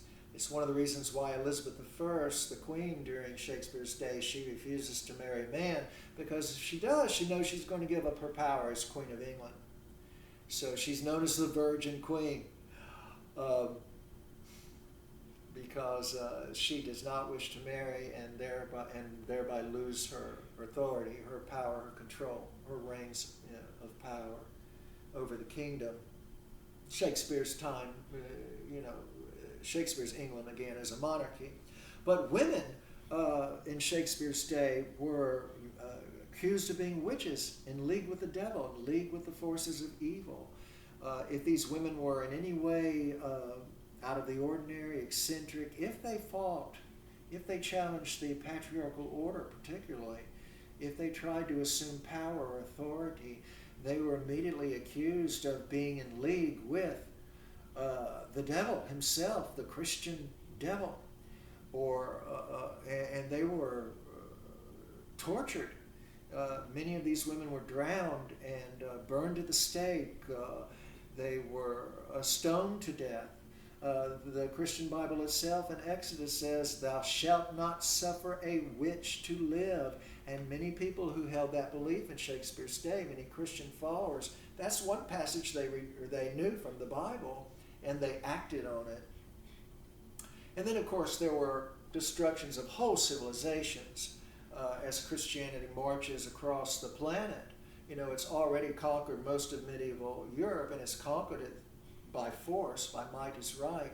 And then it moves out to other continents. It destroys the Egyptian civilization. In fact, it really destroyed it to the extent that nobody was to this day can read hieroglyphics. Nobody can understand that language, the Egyptian language, hieroglyphics. And then, of course, it crossed the ocean. This brutalization and destruction of civilizations. The settlers in North America, they were, on the forces of, they were, in a sense, perceived themselves as Christian soldiers, spreading Christianity throughout the world. And we see the destruction of the Native Americans, and then, of course, on the North American continent and Central America and South America, we see the destruction of the Aztec and the Mayan civilizations as well. So this is an enormous concern for Shakespeare, because remember, as I've said earlier, that Shakespeare, for him, in a nutshell, the most important truths: do no harm to your ability to reason. That's the first. And second, do your best. This idea that once you become rational, once you become intellectually intelligent, then you will realize what it is you need to do with your life, and that is how to be most productive is to prevent harm. And if not to prevent it, if you can't prevent it, then to try to cure, and if not to cure, to try to reduce. So this, I would argue, would be a great concern, which is why this topic of the supernatural, I think, appears in this play. It's right behind the principal topic, romantic desire. And in many ways, it's closely linked with the topic of love in the play. As I said, we'll discuss an additional problem. I guess we could discuss that now. And that is this idea that this belief that you're on the side of the forces of good, it provides you with some sort of false sense of security. You feel protected. You feel blessed. You feel as no harm can come to you. And we will see that happening in the play, particularly at the end of the play. So perhaps I'd better leave that problem off till later when I can illustrate it more fully. But it is this notion that people think that their particular beliefs, particularly beliefs in gods, that they're on the side of the right God, that their God is the one true God, the one real God. All the other gods are false idols. And therefore, they do see themselves as battling against the forces of evil. And they do imagine that in the end, their side will triumph. And so it does give them a sense of being in the right. It can lead to this notion of self-righteousness and this idea that they can cause harm because it's all in the service, it's all divinely ordained. And it's all part of the movement toward, the ultimate triumph in the end of the forces of good over the forces of evil. So we get this idea of Puck the shapeshifter. We see that too in our own movies, don't we? This shape-shifting of the gods. We see it, for example, you can imagine, think of Star Wars, Luke, may the Force be with you. So in Star Wars, the Force is some, indefinable entity, the universe itself. There we have it, don't we? The universe itself is some sort of there's some sort of conscious or intelligence behind. Perhaps the universe itself is the great force that's conscious and intelligent and on the side of the good. It's a good force. And Luke and the Jedi Knights are on the side of, the Force. May the Force be with you in combating Darth Vader and the evil empire. So then we see this supernatural entity, the Force, in Star Wars. We can see it too its shape can morph into something else, can it? It can shift into something else. In The Wizard of Oz, it becomes the great and powerful Oz, the all-knowing, all-powerful, all-good, the wonderful Wizard of Oz. And then, let's see, what else did we, what other stories have we been talking about? Yes, of course, in Cinderella, the good forces shift once more, and now we have fairy godmothers in Sleeping Beauty and in Cinderella. We have these magical entities once more, depending on the imagination of the romantics who hold these beliefs. These gods, these fairies, keep changing shapes, keep morphing into meet the particular needs or desires of the people who hold those beliefs. So let's pause here for a minute, and then we'll return to the text.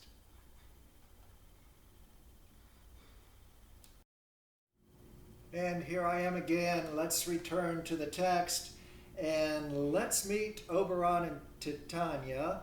Oberon and Titania, the king and queen of the fairies, the king and queen of fairyland. I'm on page 1349. And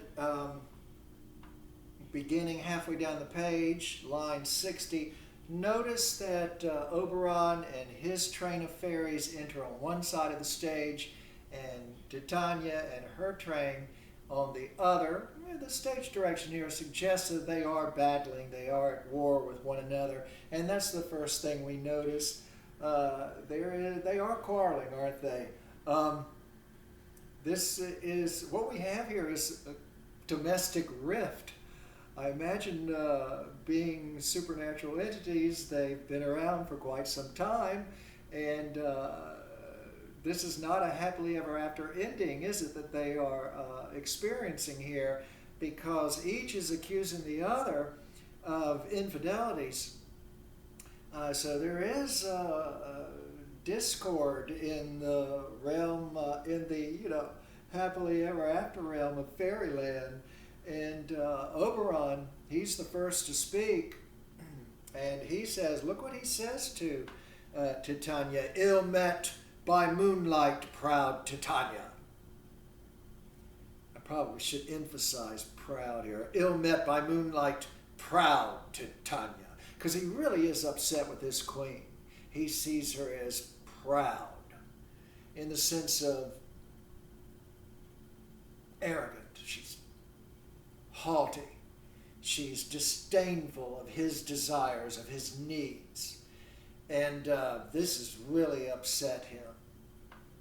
And of course, they are ill met by moonlight. Moonlight again, once again, the moon appears in the play. This is a symbol that appears throughout the play. Be interesting to explore it. But here again, once more, the moon normally associated with lovers and their happiness, their union, their harmony. Here we see the discord, the disharmony in this particular relationship, this supernatural relationship. Ill met they are by moonlight. He's not happy with his queen. And look at her response. She's not going to back down, is she? What, jealous Oberon? Fairy, skip hence. I have forsworn his bed and company. She hits the nail right on that proverbial head here, doesn't she? She knows he's jealous. Why is he jealous? That's what we need to find out. But she knows that he's upset. And she tells her fairies, we're leaving. Let's go. Let's get out of here. I want nothing to do with this man. We're out of here. So she says, let's skip hence. And she says, I have forsworn his bed and company. Oberon's not getting any, is he? And again, here we have the realistic side of sex when it comes to lovers, when it comes to a romantic relationship. It's not the romantic view that sex is somehow the epitome of an expression, not only physical, but spiritual expression between two lovers. But here it's being used as a weapon. Titania is using sex here. She's punishing, she's getting her revenge, she's punishing her husband, Oberon, because he has upset her. And so she is retaliating here, isn't she? She's upset him, he's upset her. This is really a clash of egos. And we've seen this clash before in the relationship between Theseus and Hippolyta. We saw that clash of egos off stage, before the play proper, before the play began. The war between the Amazons and the ancient Greeks, Theseus and his army against Hippolyta, the queen of the Amazons, and her army. So the clash of egos is off stage, and here it's brought center stage so that we can understand this first problem, this first issue that I've raised, that the play underscores. It's undermining, remember, this notion that there is such a thing as true love, this idyllic emotion, this emotion to be worshipped like a god, that it really can be reduced, can't it, to, first of all, sex here. Sex is not being mystified here in this passage, but it's being used, it's being shown for what it is, and that is, lovers can use it. You know, it is a weapon that they can use to hurt, to harm their partners, which is what Titania is doing by, locking the bedroom door and not letting hubby have access. And again, we're reminded that this is a monarchy, and it is a patriarchal monarchy, that Oberon is the king. And once again, I remind you that it is the master bedroom. Men rule in the bedroom in a patriarchy, and that's why it's still today called the master bedroom. And it is the king-size bed that is, of course, the bed that is most desired, because it is king-size. It's befitting a king, the king of the bedroom. Not only the king of the hill, but the king of the bedroom. And the man certainly wishes to see himself as the dominant, as the king, as the ruler in the bedroom in this patriarchal order. So not only do men wish to be on top politically, but they wish to be on top literally in the bedroom. They wish to dominate, and it's about their sexual needs, their sexual desires, and here it's about Oberon's sexual frustrations, because he, as I said, he's just not getting any. She's refusing his bed. She has forsworn his bed and company.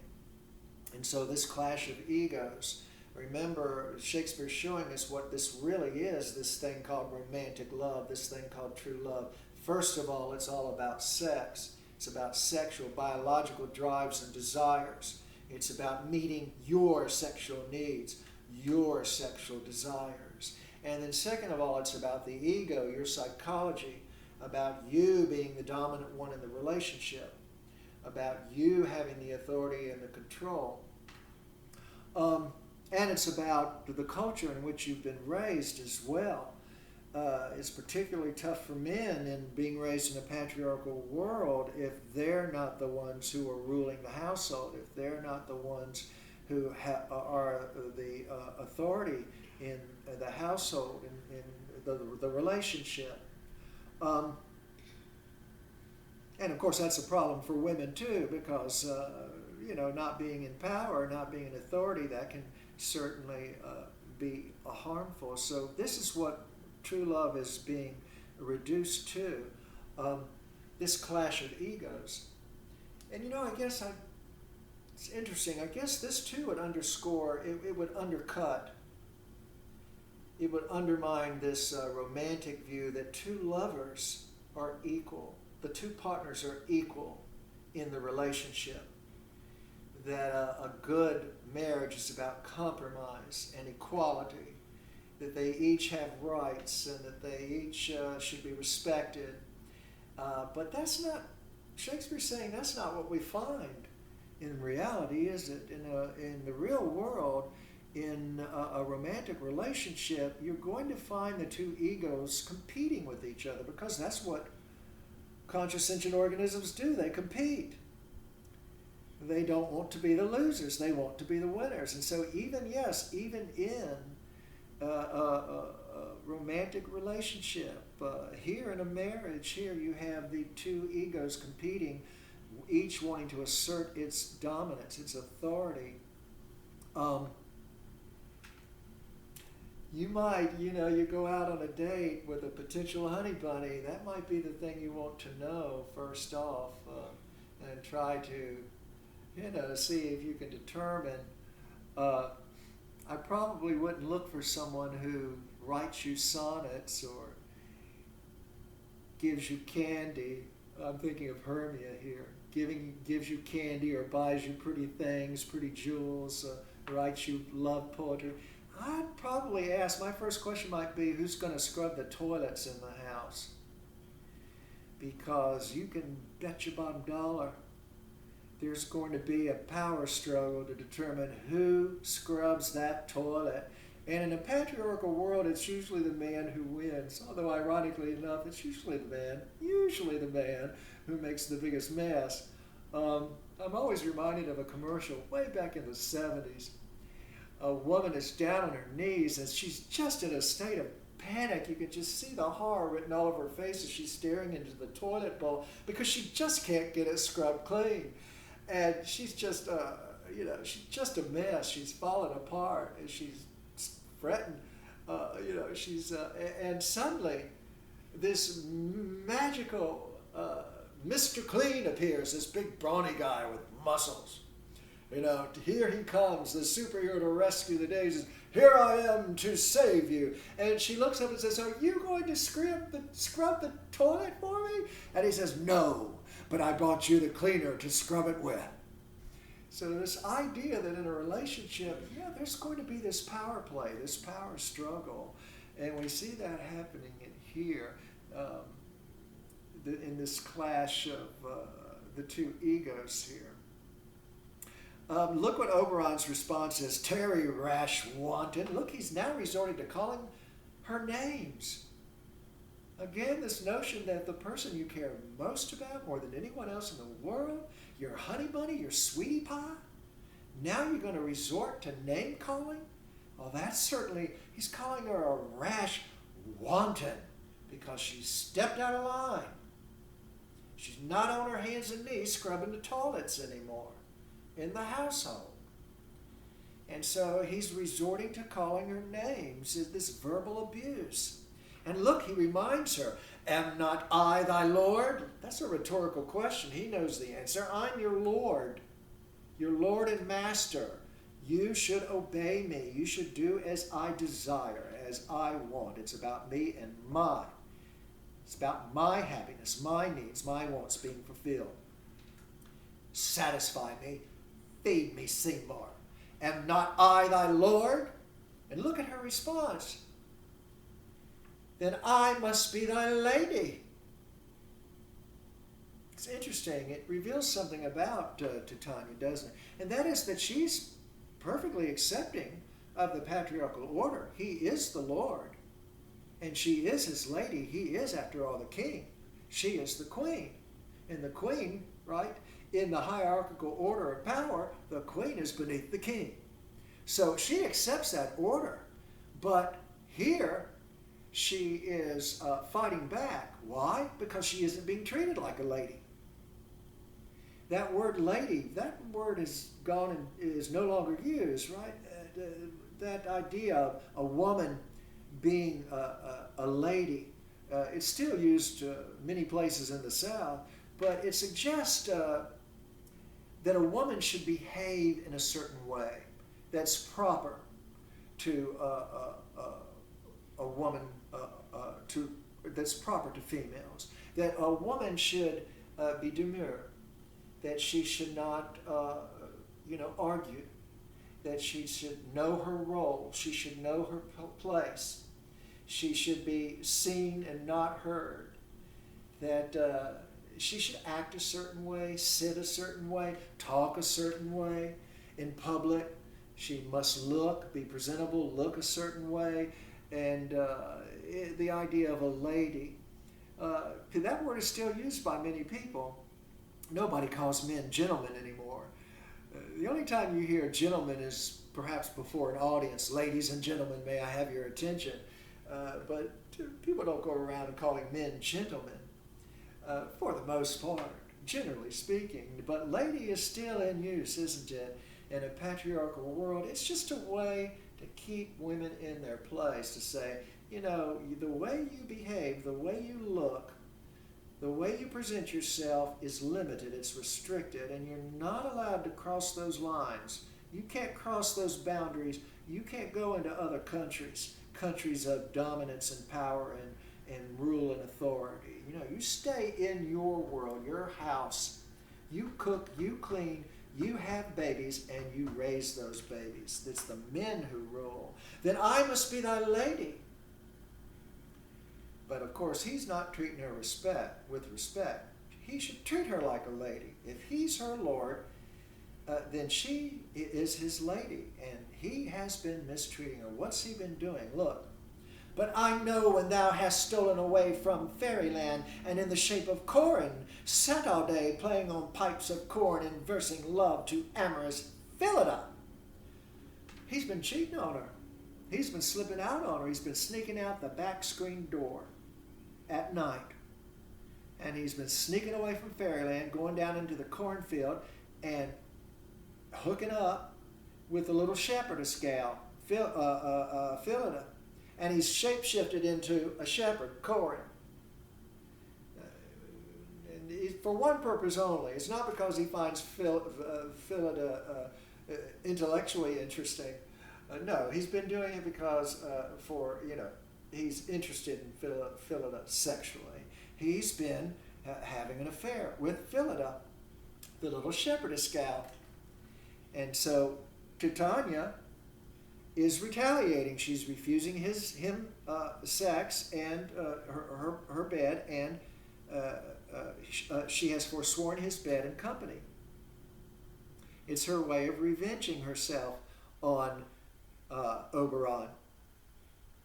So we have this image of Oberon, the shapeshifter, wooing the little shepherdess gal, cheating on Titania.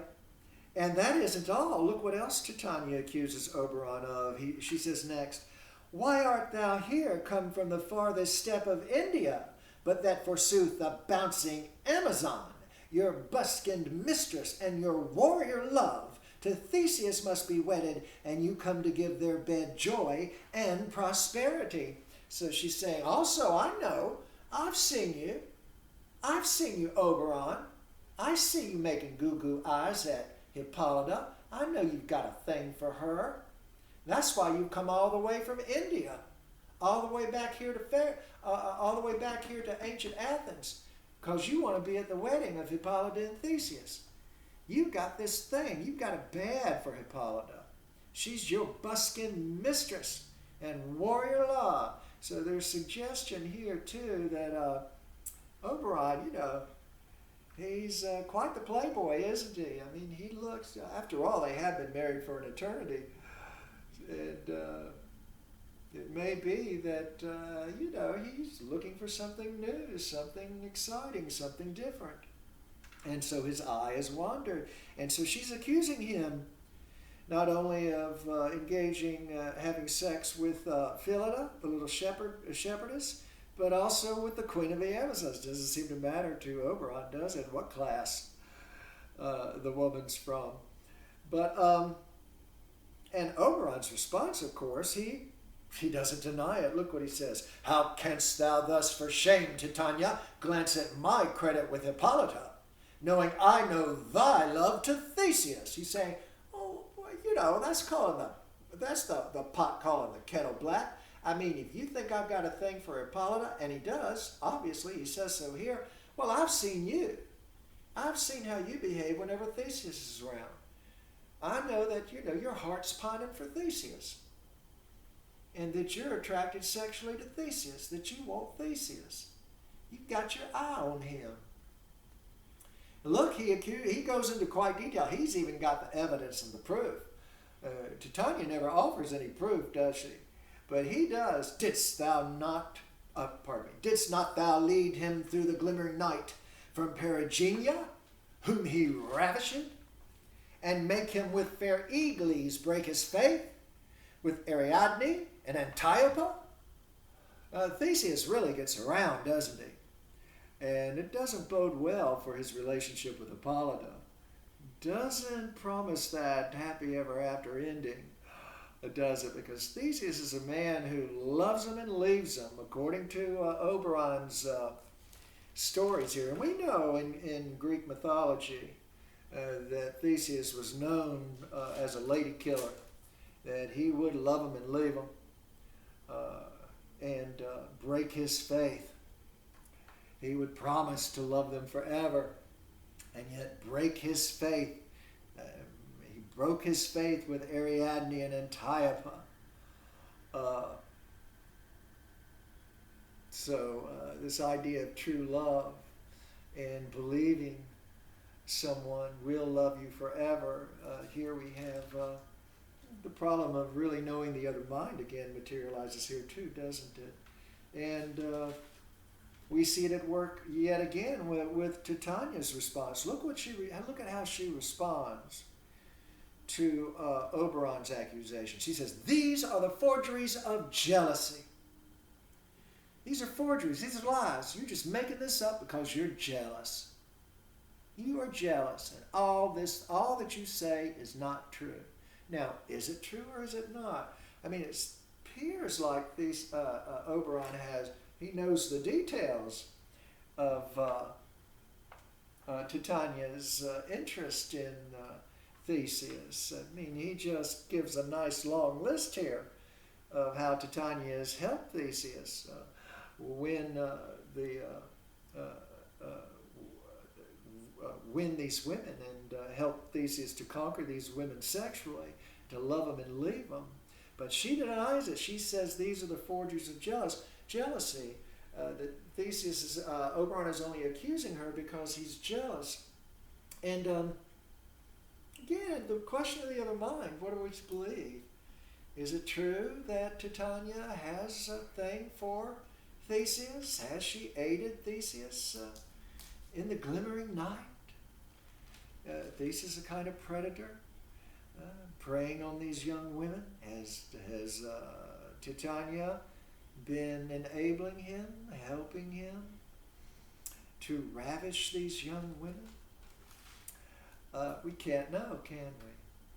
But again, we see the psychological, she's hurt, her ego's hurt, it's been damaged by Oberon's behavior. And Oberon, she says he's jealous. Why is he jealous?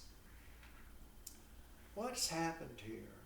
Well, we find out, you probably know already that Titania, or Oberon cheats on Titania, and Titania in retaliation turns all her attentions to the little Indian prince, the little changeling child.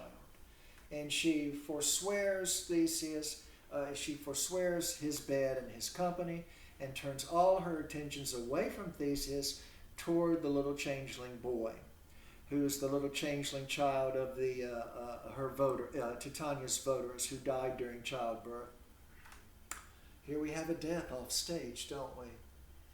Titania had promised her votaress, her worshiper, that she would take care of the child, and she's being faithful to her promise because the votaress, the worshiper, died during childbirth. And so we have a death off stage. I would imagine a rather horrific death too during childbirth. This always raises when I think of this very dark moment in the play that's like a Greek tragedy is being told to us. We don't see it on the stage. It's told to us. It's held off stage and in the past, in this case, of the votaress dying in childbirth. I'm always reminded, of the thousands of women who die every year due to during childbirth or due to complications during pregnancy. In fact, even in the United States, you can check the statistics, but I believe 100 or so women each year in the United States die from complications during pregnancy or during the actual experience of birthing the child. And interesting, this idea that there's still in our country this controversial issues surrounding abortion. This might make an interesting topic for option C for those of you who'd like to write on this topic. It seems to me that even if one woman dies, then that's enough to tip the scales and say that women should decide for themselves whether they want to place themselves at risk. That men or other people should not impose their particular beliefs, usually religious beliefs, that women they should be forced to bear that child when there is this very palpable risk to a woman's life. Even if just one woman dies during childbirth or from these complications resulting from her being pregnant, then I would say yes, that opens the door automatically. I would say that's one reason at least that's usually never considered in the, I don't think I've ever come across that argument in the debates, the abortion debates. I think it's time we put that argument to rest. It'd be interesting. You could take either side of the issue and use this moment in the play as a kind of springboard into the argument for those of you who prefer to write for this first assignment an argumentation essay. But this tragedy happens off stage, but it's yet one more indication that this is taking a turn from this romantic view of love and marriage and having children. Here we have a little child who's now orphaned, he's homeless, and he's now at the center of this quarrel, this bitter feud between the fairy queen and the fairy king. And that can't, that kind of environment, that kind of atmosphere can't be the right kind of nest to raise a child in, certainly. And it sounds as if Oberon is resentful that, yes, he is. He's resentful that Titania has turned focused all of her attentions on the child because of Oberon's shenanigans. Oberon hasn't treated her like a lady. And so she's decided, well, she's going to use sex as a weapon. And she's going to hurt his ego. And she's going to defy his patriarchal authority. And that's what she's doing here. She's revenging herself on him. And that, I would argue, is at the center of this feud. As how this feud came about. That Titania discovers Oberon is fiddling around, fooling around on the side, and coincides with her promising to rear the child of her votaress. And otherwise, she probably would have simply, as Oberon demands, hand the child over to him. He's of age now. Oberon wants to, raise the boy and teach him, to whatever it is fairies do in the woods. He wants to take him out into the woods and show him, the ropes. He wants to raise him in the woods, and he wants him as a henchman for his train of fairies. Yes, and so, but instead of handing him over to Oberon, she, refuses because she is fighting back. She is avenging herself on him. And that's the problem here. This is the clash of egos. This is the true nature of true love. We see, again, reduced to these three needs: the sexual need, the psychological, the ego, desire, and then, of course, these cultural addictions as well. So let's pause here for a minute, and I'll be right back. And I'm back, and so we see with Titania and Oberon the true nature of true love. The fairies, these supernatural entities, are not immune, are they, to the realities of this thing called love, this emotion romantics worship and idolize like a god. And so we see this couple has issues. They have problems. They're each jealous, and they're bickering, they're quarreling.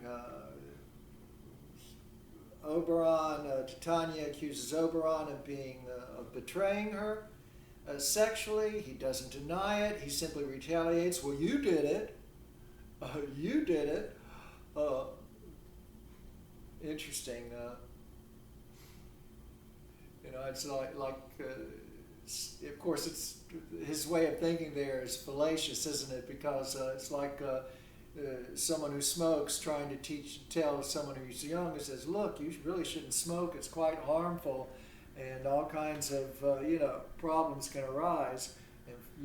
Emphysema, cancer, of course, it's heart disease, so forth and so on, stroke. And the young person responds, well, you smoke, and that has nothing to do with the argument. The person who smokes might be addicted and is trying to warn. Not just a young person, of course.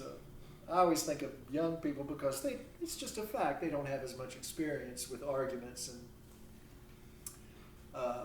with the world. But a lot of elderly people don't either. So, but at any rate, you smoke, that idea. Well, you do it, so why are you arguing? You're a hypocrite. No, a person's not a hypocrite. It's true, the argument that the person's making, you'd have to counter-argue.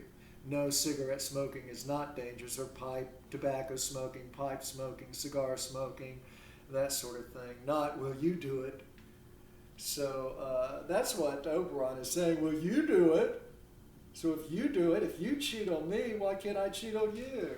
Well, again, it's undermining this idea, this romantic view that when two people are joined together, it's forever, it's eternal, and it's exclusive.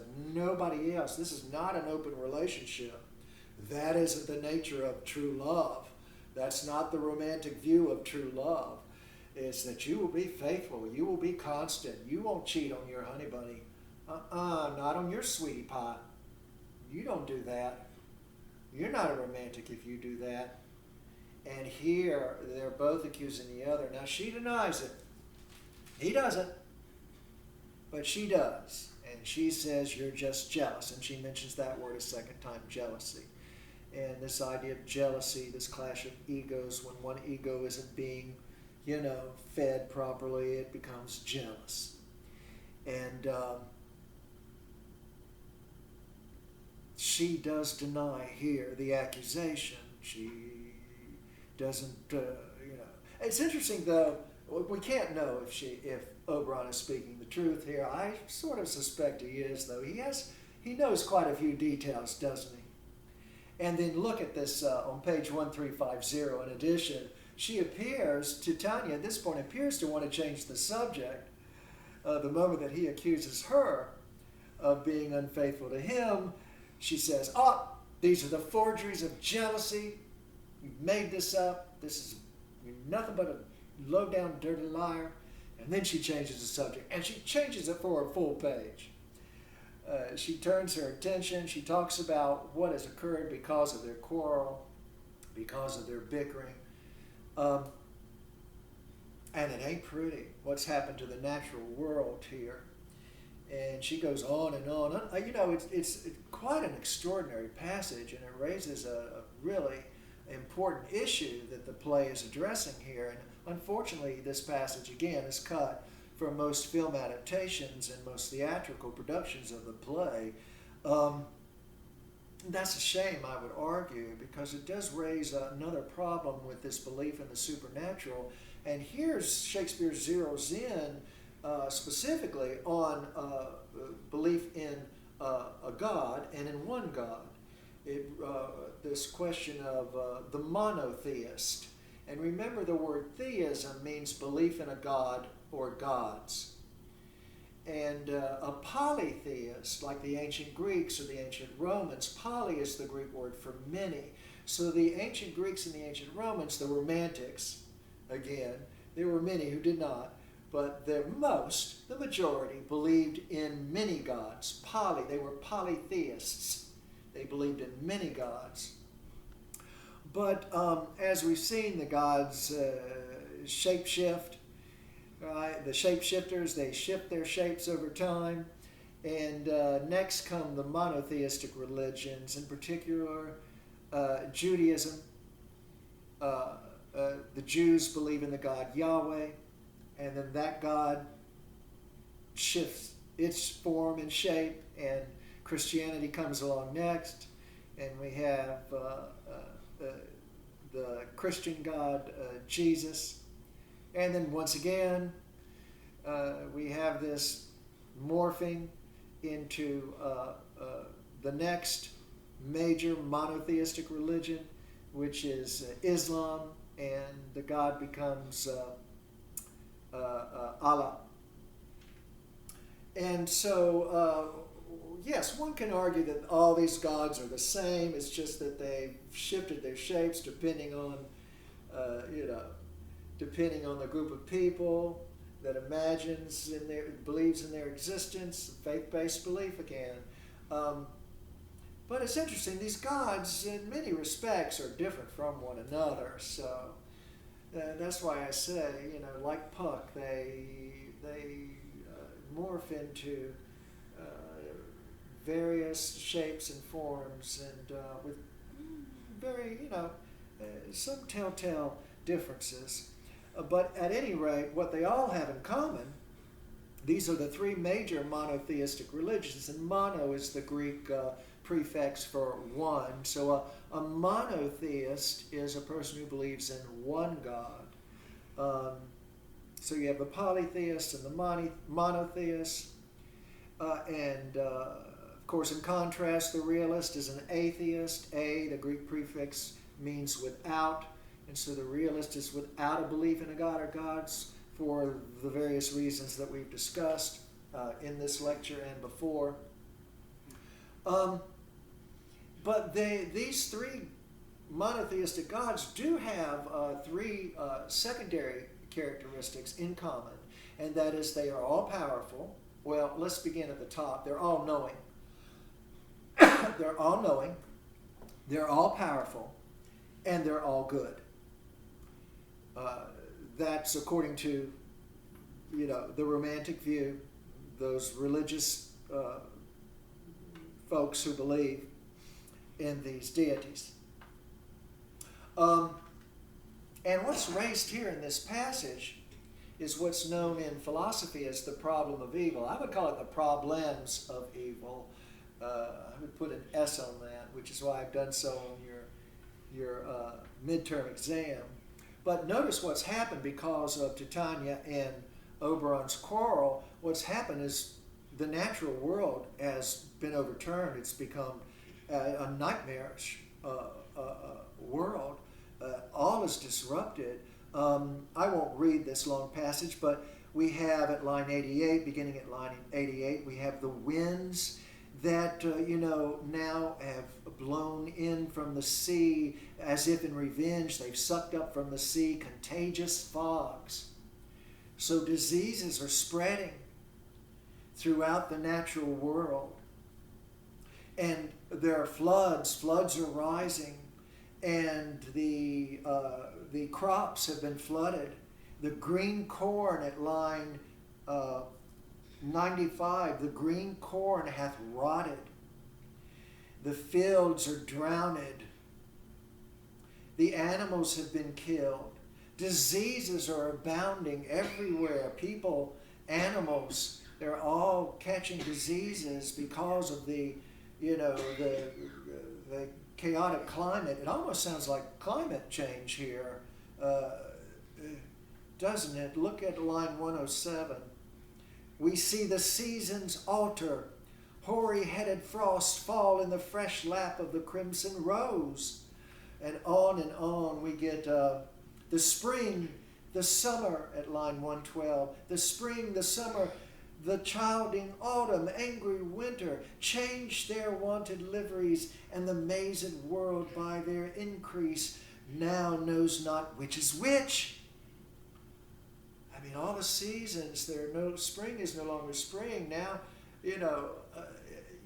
snow is falling late into spring, or it's getting extremely hot in the spring. In other words, the seasons have become disrupted, and all is chaos, and this is causing all kinds of disease. So the natural world, the natural disasters occurring in the world, and the natural diseases that are abounding, all because of Titania and Oberon, all because of their feud, their domestic quarrel. She says so at the top of page 1351. This same progeny of evils, and there she uses the word evils, this progeny of evils, she's metaphoring here all of these children of evils, the diseases and the disasters, the horrors that are unfolding throughout the natural world. Their children, this same progeny of evils comes from our debate, from our dissension. We are their parents and original. She continues the metaphor here. They, Titania and Oberon, are the parents of these evils. They've given birth to these natural diseases and these natural disasters, to these deaths that are occurring in the natural world. They've given birth to that. They are the parents. They are the origin of this evil, of these evils that have been let loose, and it's all because of their quarreling. Evidently, they are in charge of the seasons, and they are to keep the seasons regulating properly, and that they failed to do. And it raises this problem of evil, this philosophical problem of evil. Critics have mentioned this, of course, and they argue, I've come across one critic in an online lecture who argues that Shakespeare here resolves the problem of evil by presenting us with Titania and Oberon as the responsible parties for evil. So let me tell you what the problem is. The idea, and it's a problem that arises only for people of a monotheistic belief, only people who believe in one God, and that one God has to have these specific secondary characteristics, these traits. This God he is all-knowing, all-powerful, and all-loving. So the question then arises, how can there be evil in the world if a God is the creator of this world and is ruling over this world? He knows, because he's all-knowing, that the evil is occurring. He knows, he's all-knowing, he can't help but knowing that there is evil in the world. And he is also all-powerful. Nothing can prevent him from stopping the evil with a snap of his supernatural fingers. He can stop that evil, halt it dead in its tracks. And finally, he's all-loving. He's all good. So he wants, more than anything, he desires to stop the harm, the pain, the suffering, the torture that's everywhere occurring in the world around us. So then why is there evil in the world? And by evil, I mean, why do some children come into the world with birth defects, for example? Why are there natural diseases like AIDS, Alzheimer's disease, cancers? Why are there natural disasters, floods and fires, hurricanes, twisters, mudslides, volcano eruptions? Why are there victims of human abuse? Children who are molested, kidnapped, killed, raped, murdered. Why do some people become abusers? Some children grow up to be abusers. They become child molesters, rapists, murderers, mass school shooters. Why is there such a thing as the aging process, which is very painful for many people? Why is there the dying process, which causes a lot of suffering for many people? And then why, ultimately, death? Psychologically, that is very disturbing for many human beings. I would argue most likely for most human beings who've thought about it at all. Why the loss of loved ones? Remember Dorothy, the wicked witch, The last to go will see the first three go before her, and her little dog too. So why do all these horrors exist in a world if that world was created and ruled over by a God like Yahweh or Jesus or Allah? These three gods, each one is all powerful, all knowing, so he knows the evil is occurring. He's all powerful, so he can stop the evil instantly. And he's all loving, so he desires more than anything. He's all good. He wants that evil to cease.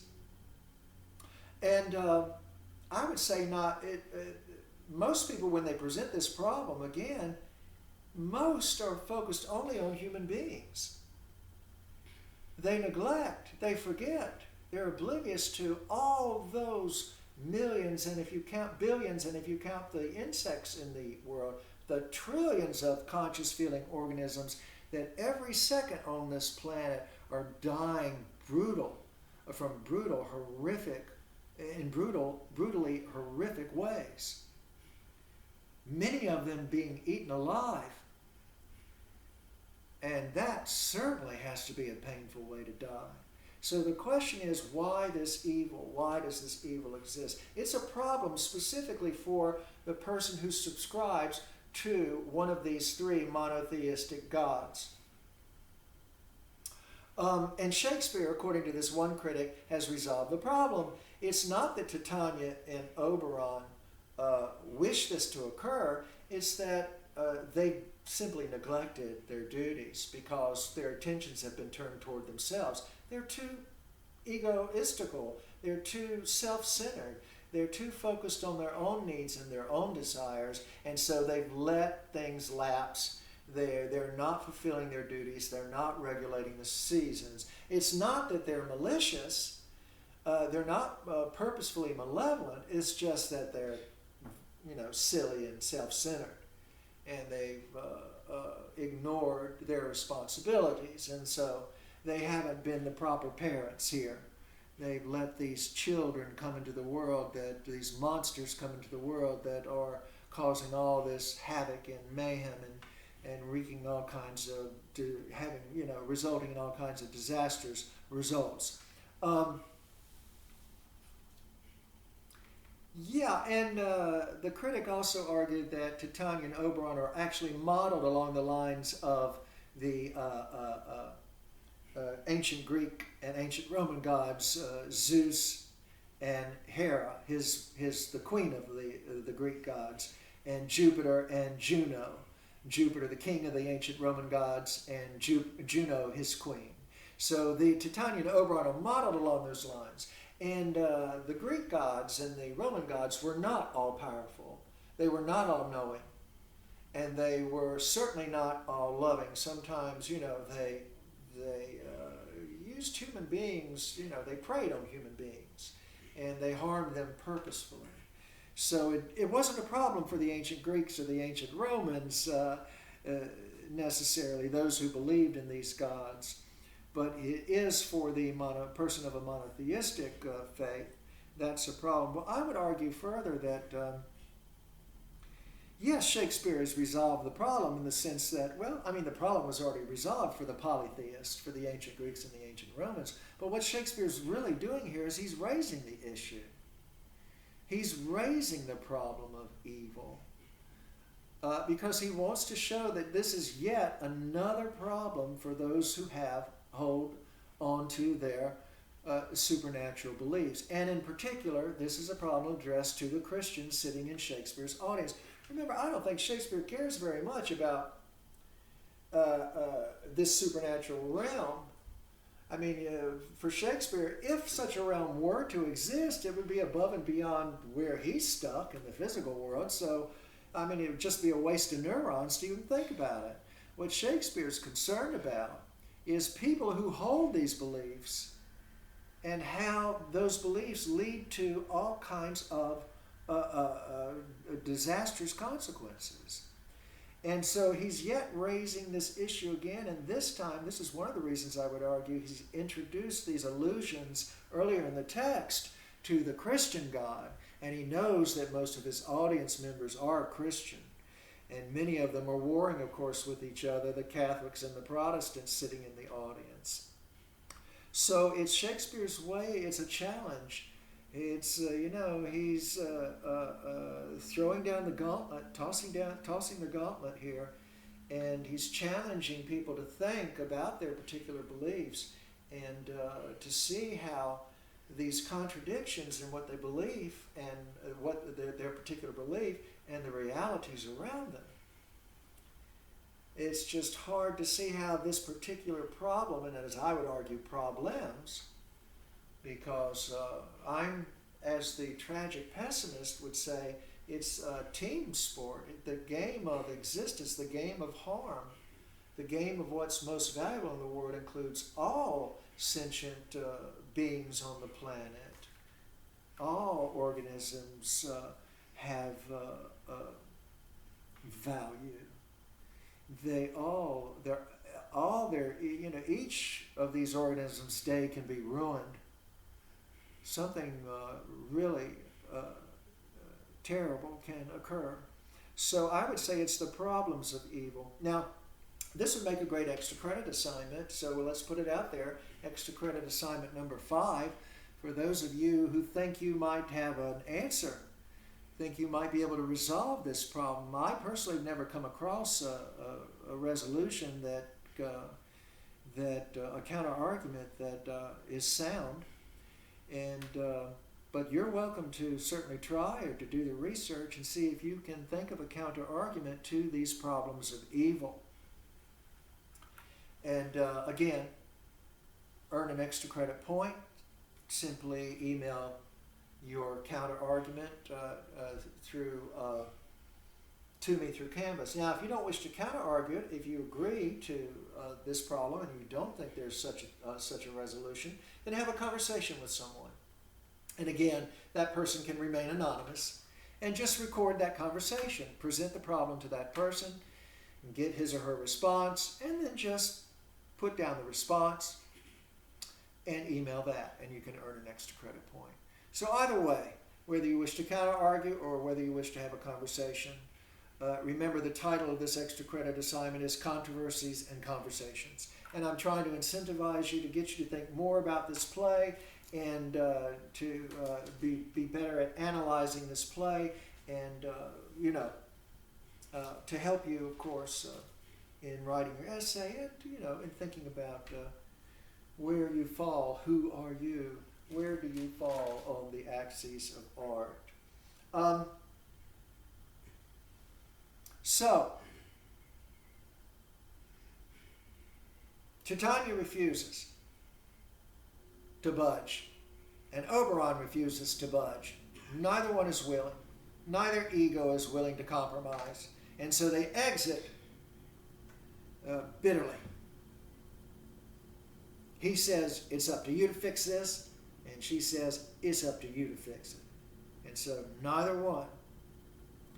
He says, you need to give over that little changeling child to me, and all will be well. And she says, I'm not about to do that. I promise my worshiper. Now, she's rationalizing here. She wants to hold on to the little changeling child because it's part of her revenge plot. She's wanting to harm him. She's wanting to hurt his ego. You're not number one anymore. You're not the center of the universe.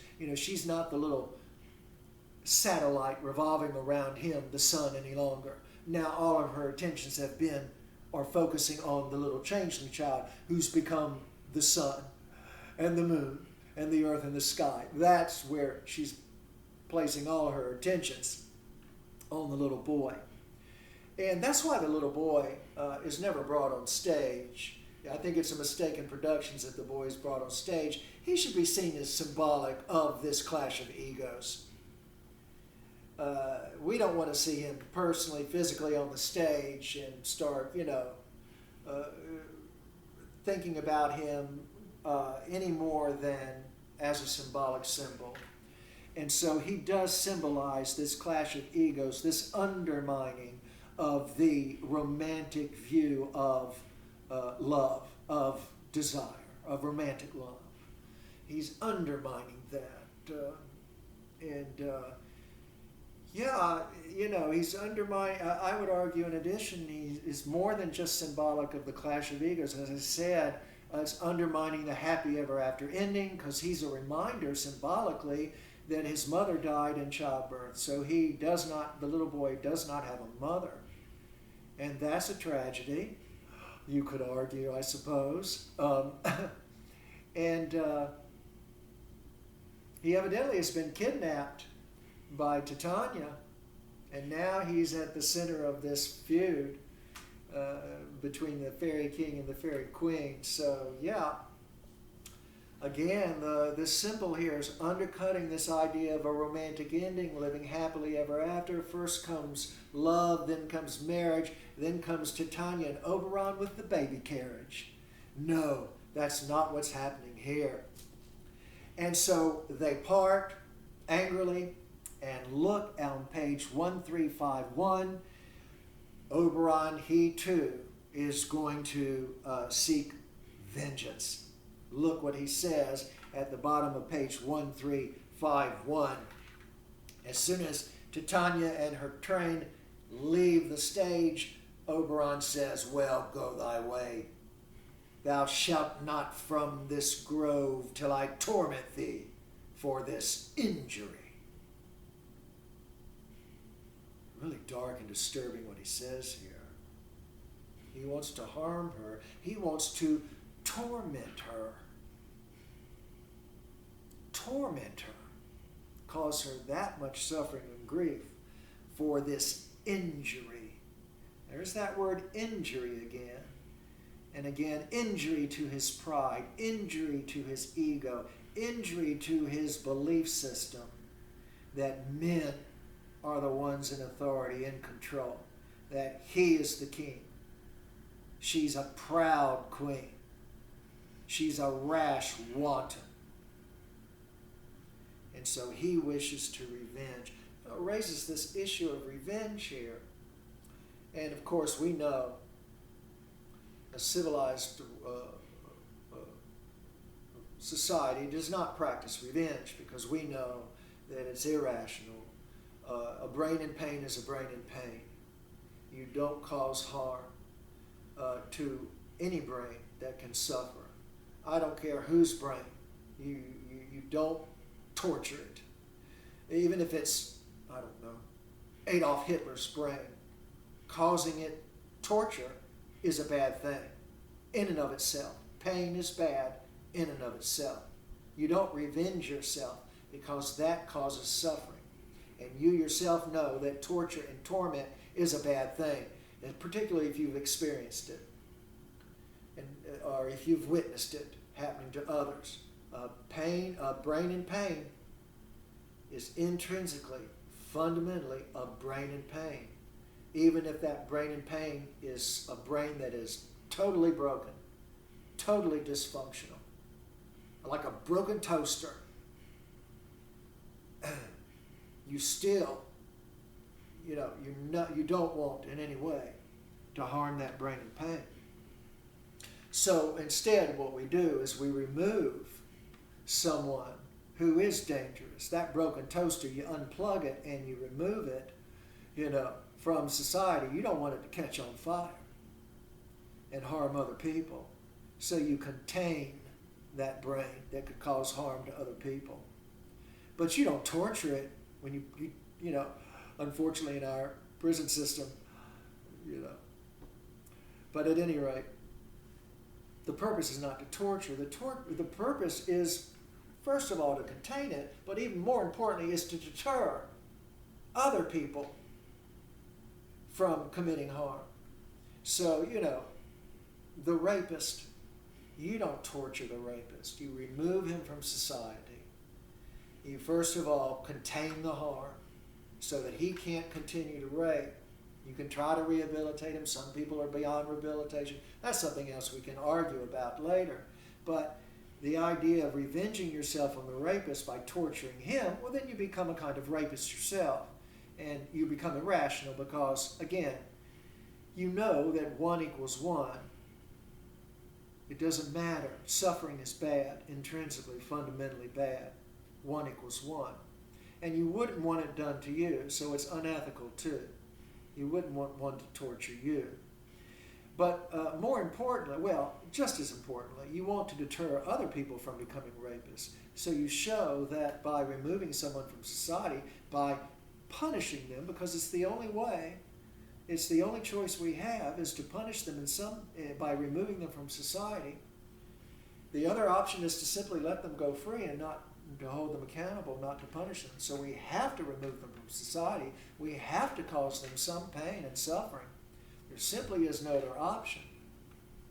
But we need to do so to deter other people from committing that same crime, from committing harm, from acting irrationally and unethically.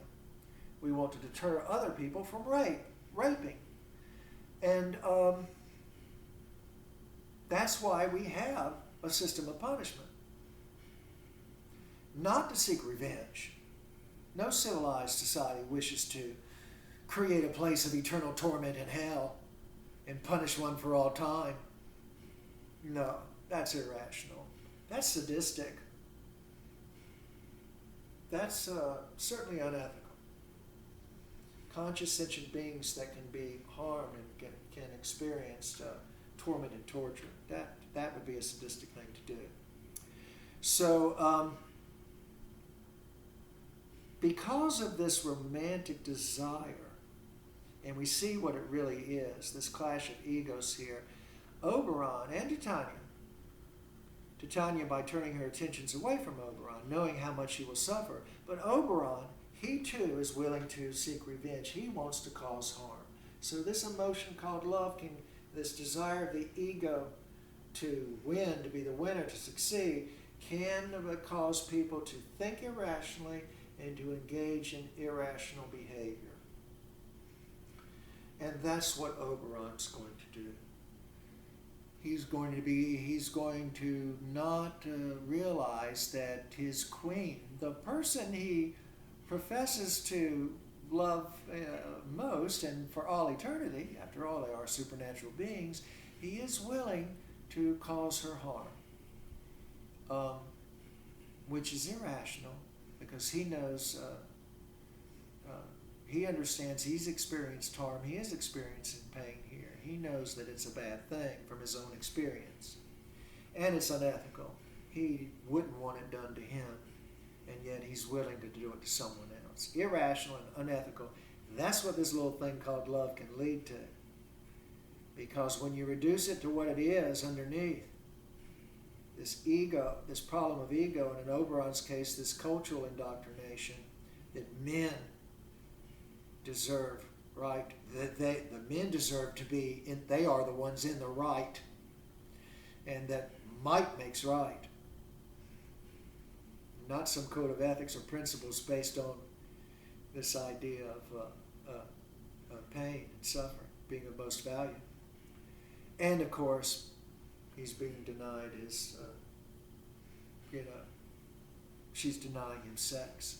She shut that bedroom door. And he's willing to torment her for this injury.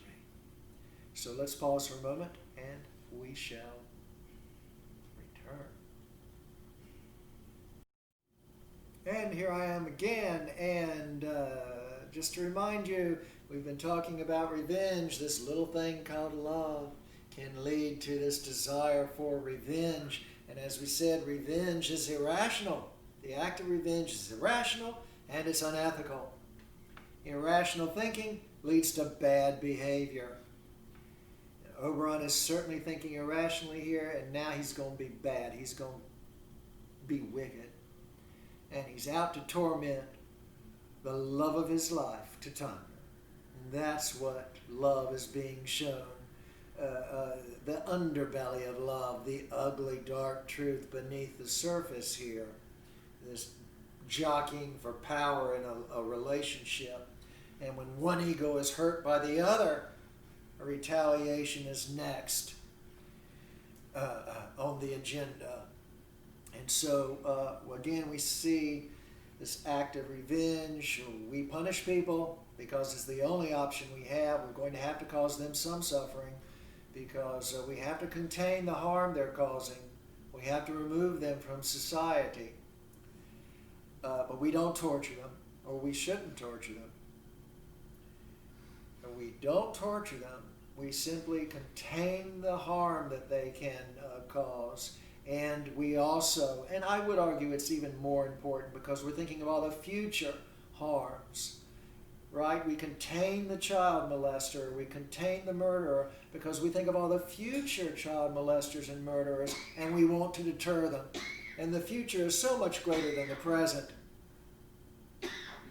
So if you don't punish the individual of violence, and the man who harms, the woman who harms, if you don't punish that person, then you don't deter others from committing the same acts.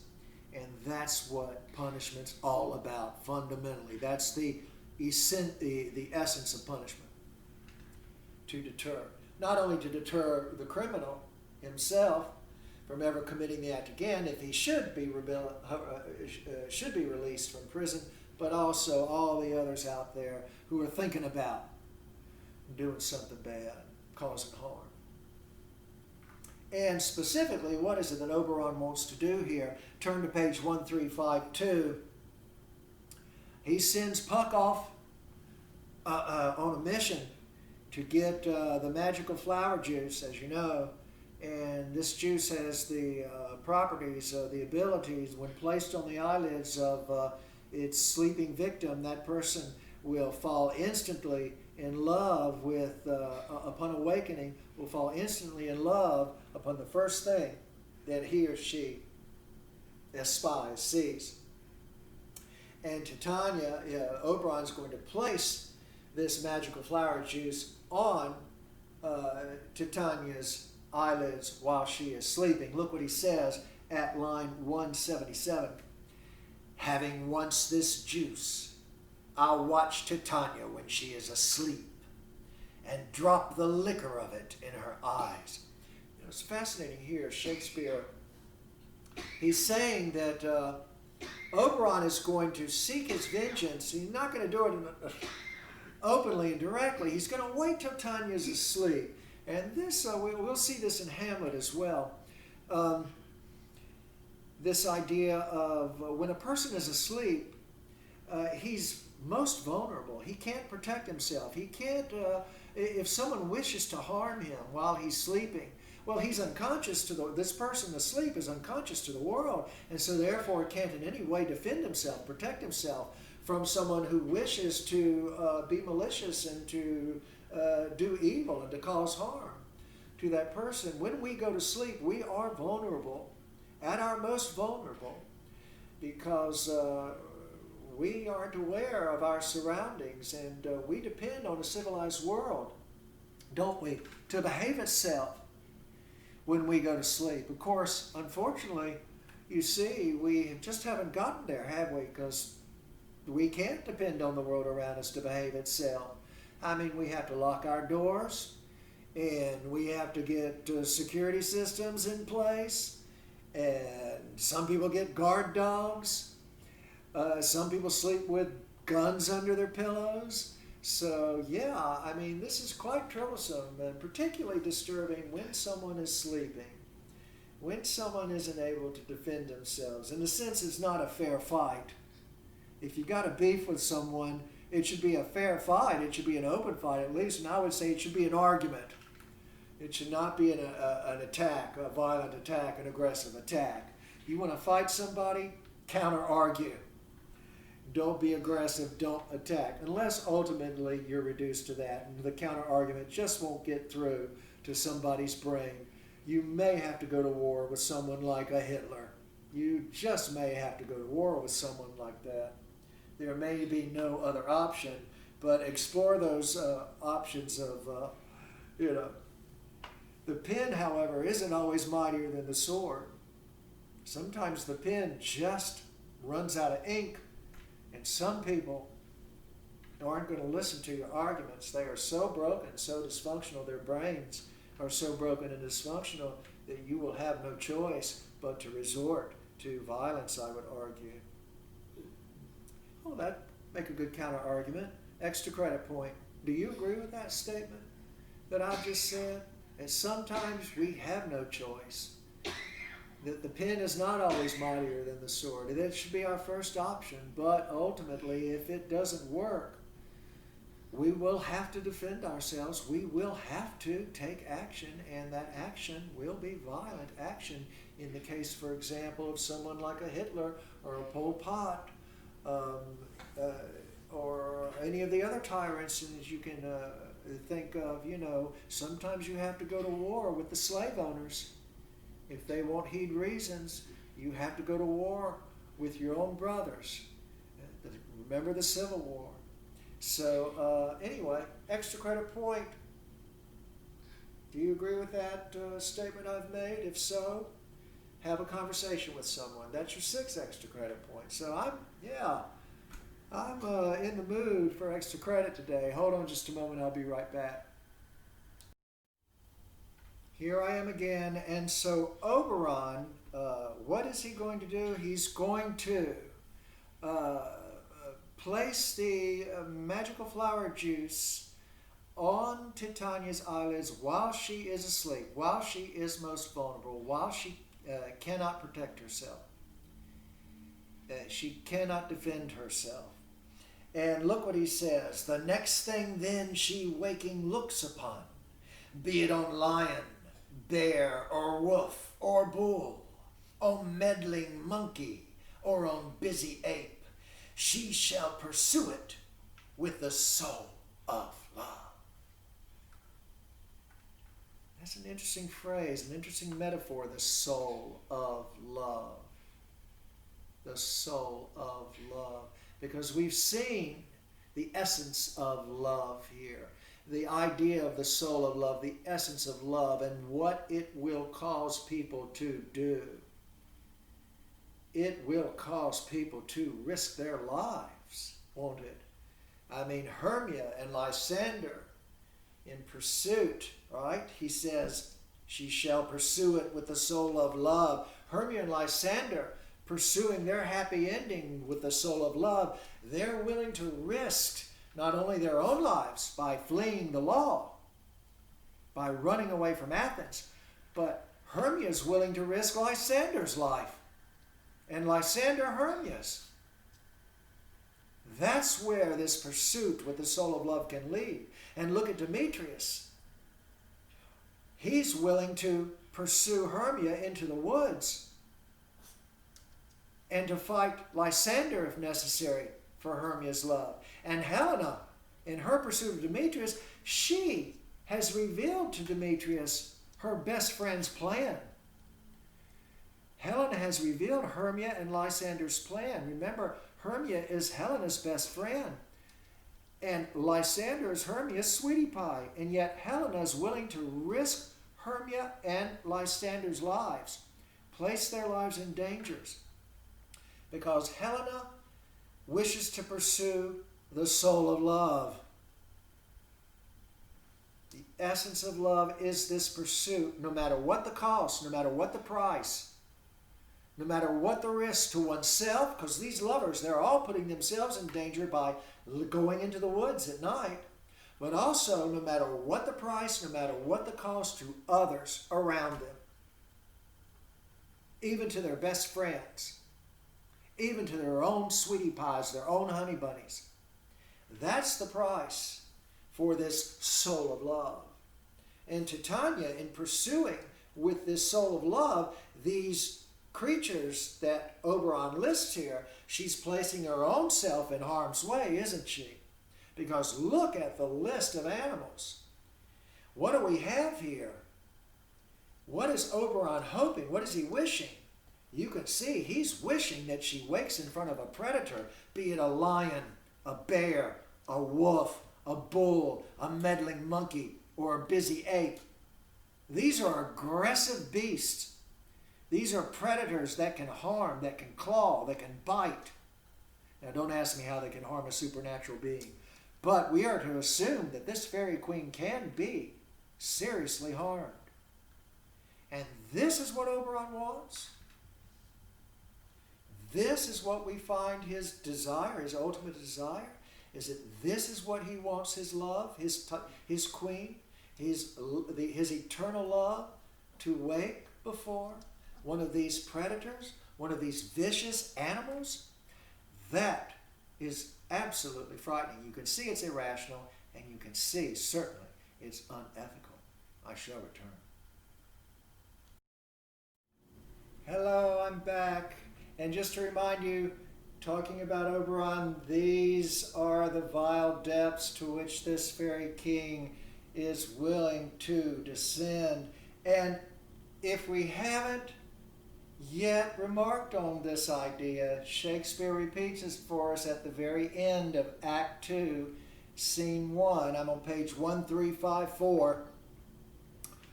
Puck returns, Robin returns with the magical flower juice, and Oberon says to him at line 249, "I pray thee, give it me."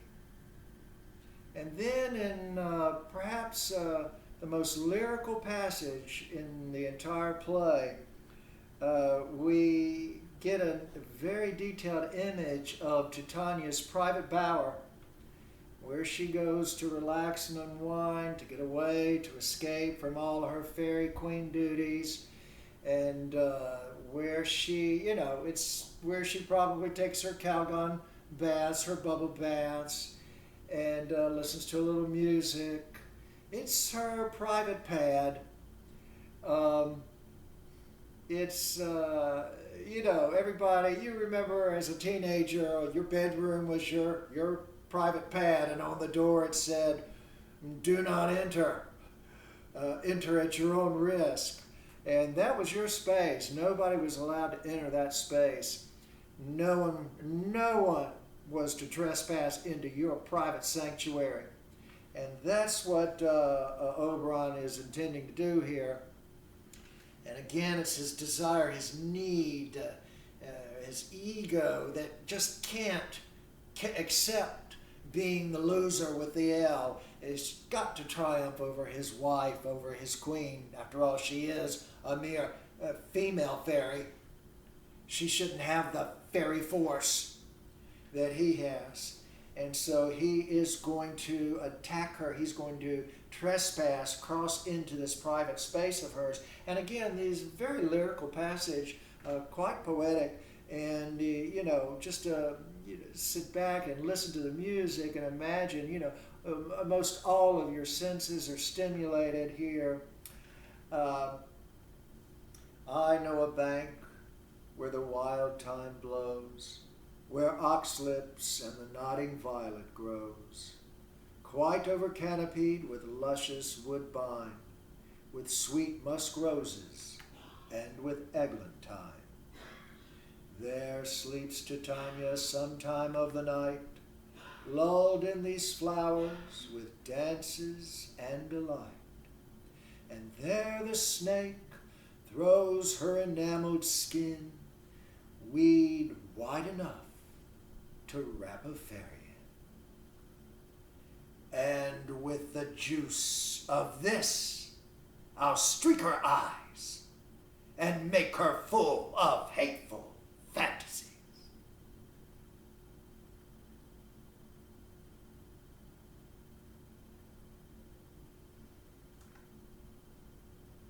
He wishes to fill his wife full, brimful of hateful fantasies. Fantasies that any rational being would detest, would absolutely hate. And this is what he wants to do. This is love. And we get this, as I said, this quite poetic, quite lovely passage where we ourselves are kind of lulled into a place of rest and relaxation and sleep. And just as we're feeling about to drift off, about to nod off, just as we're on that verge of vulnerability, we are attacked with these ugly words and with the juice of this. And you can see Oberon holding up the magical flower juice, the magical flower.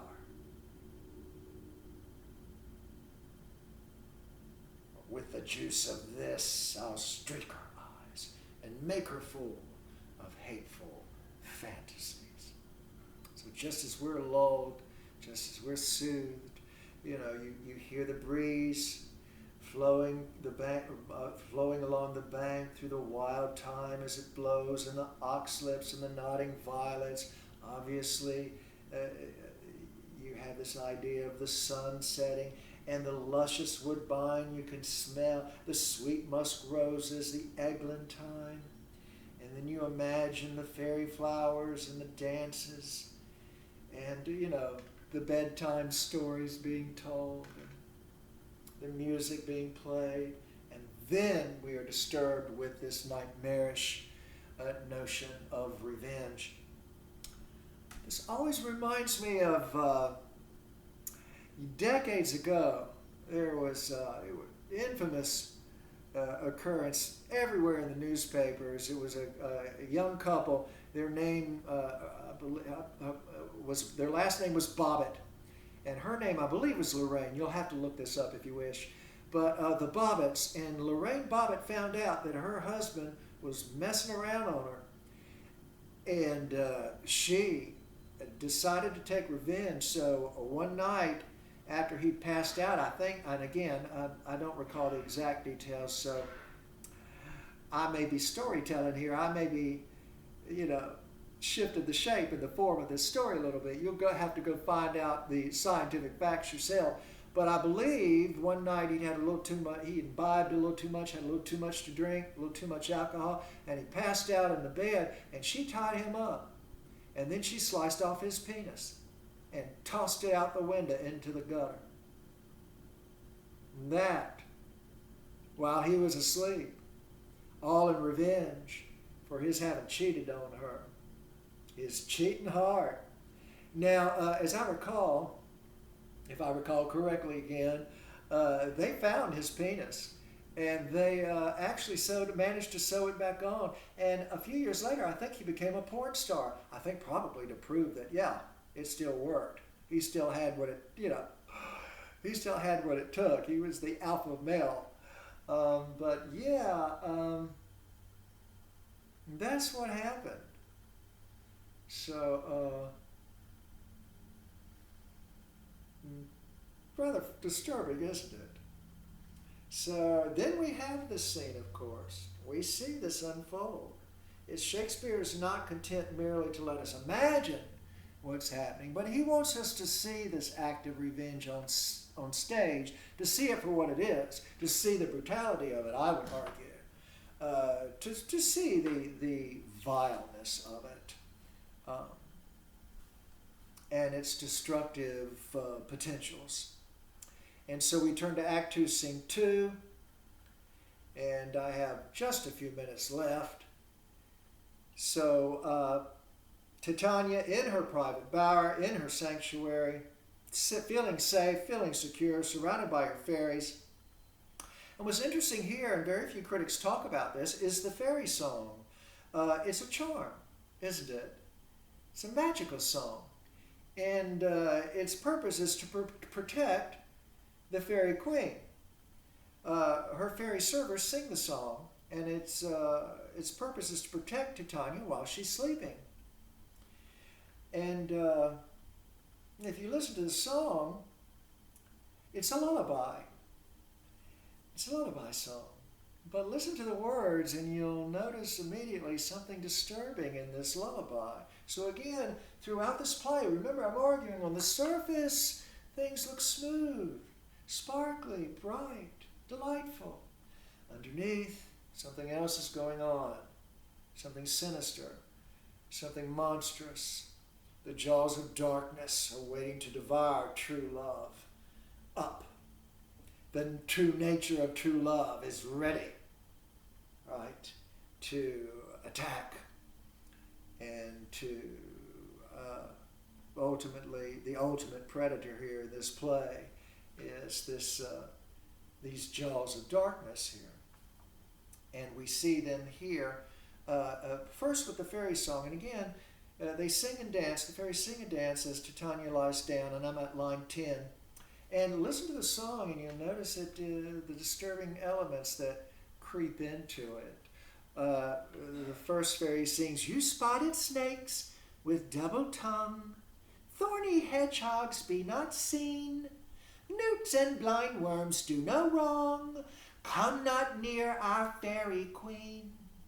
And then the chorus, all the fairies join in, and they sing the chorus. "Philomel with melody, singing our sweet lullaby, la la la la lullaby, la la la la lullaby. Never harm, nor spell nor charm, come our lovely lady nigh. So good night with lullaby." And then we get the second verse here. The first fairy again begins to sing, and she sings, "Weaving spiders, come not here. Hence, you long-legged spinners, hence. Beetles black, approach not near. Worm nor snail, do no offense." And then, of course, the chorus comes in. And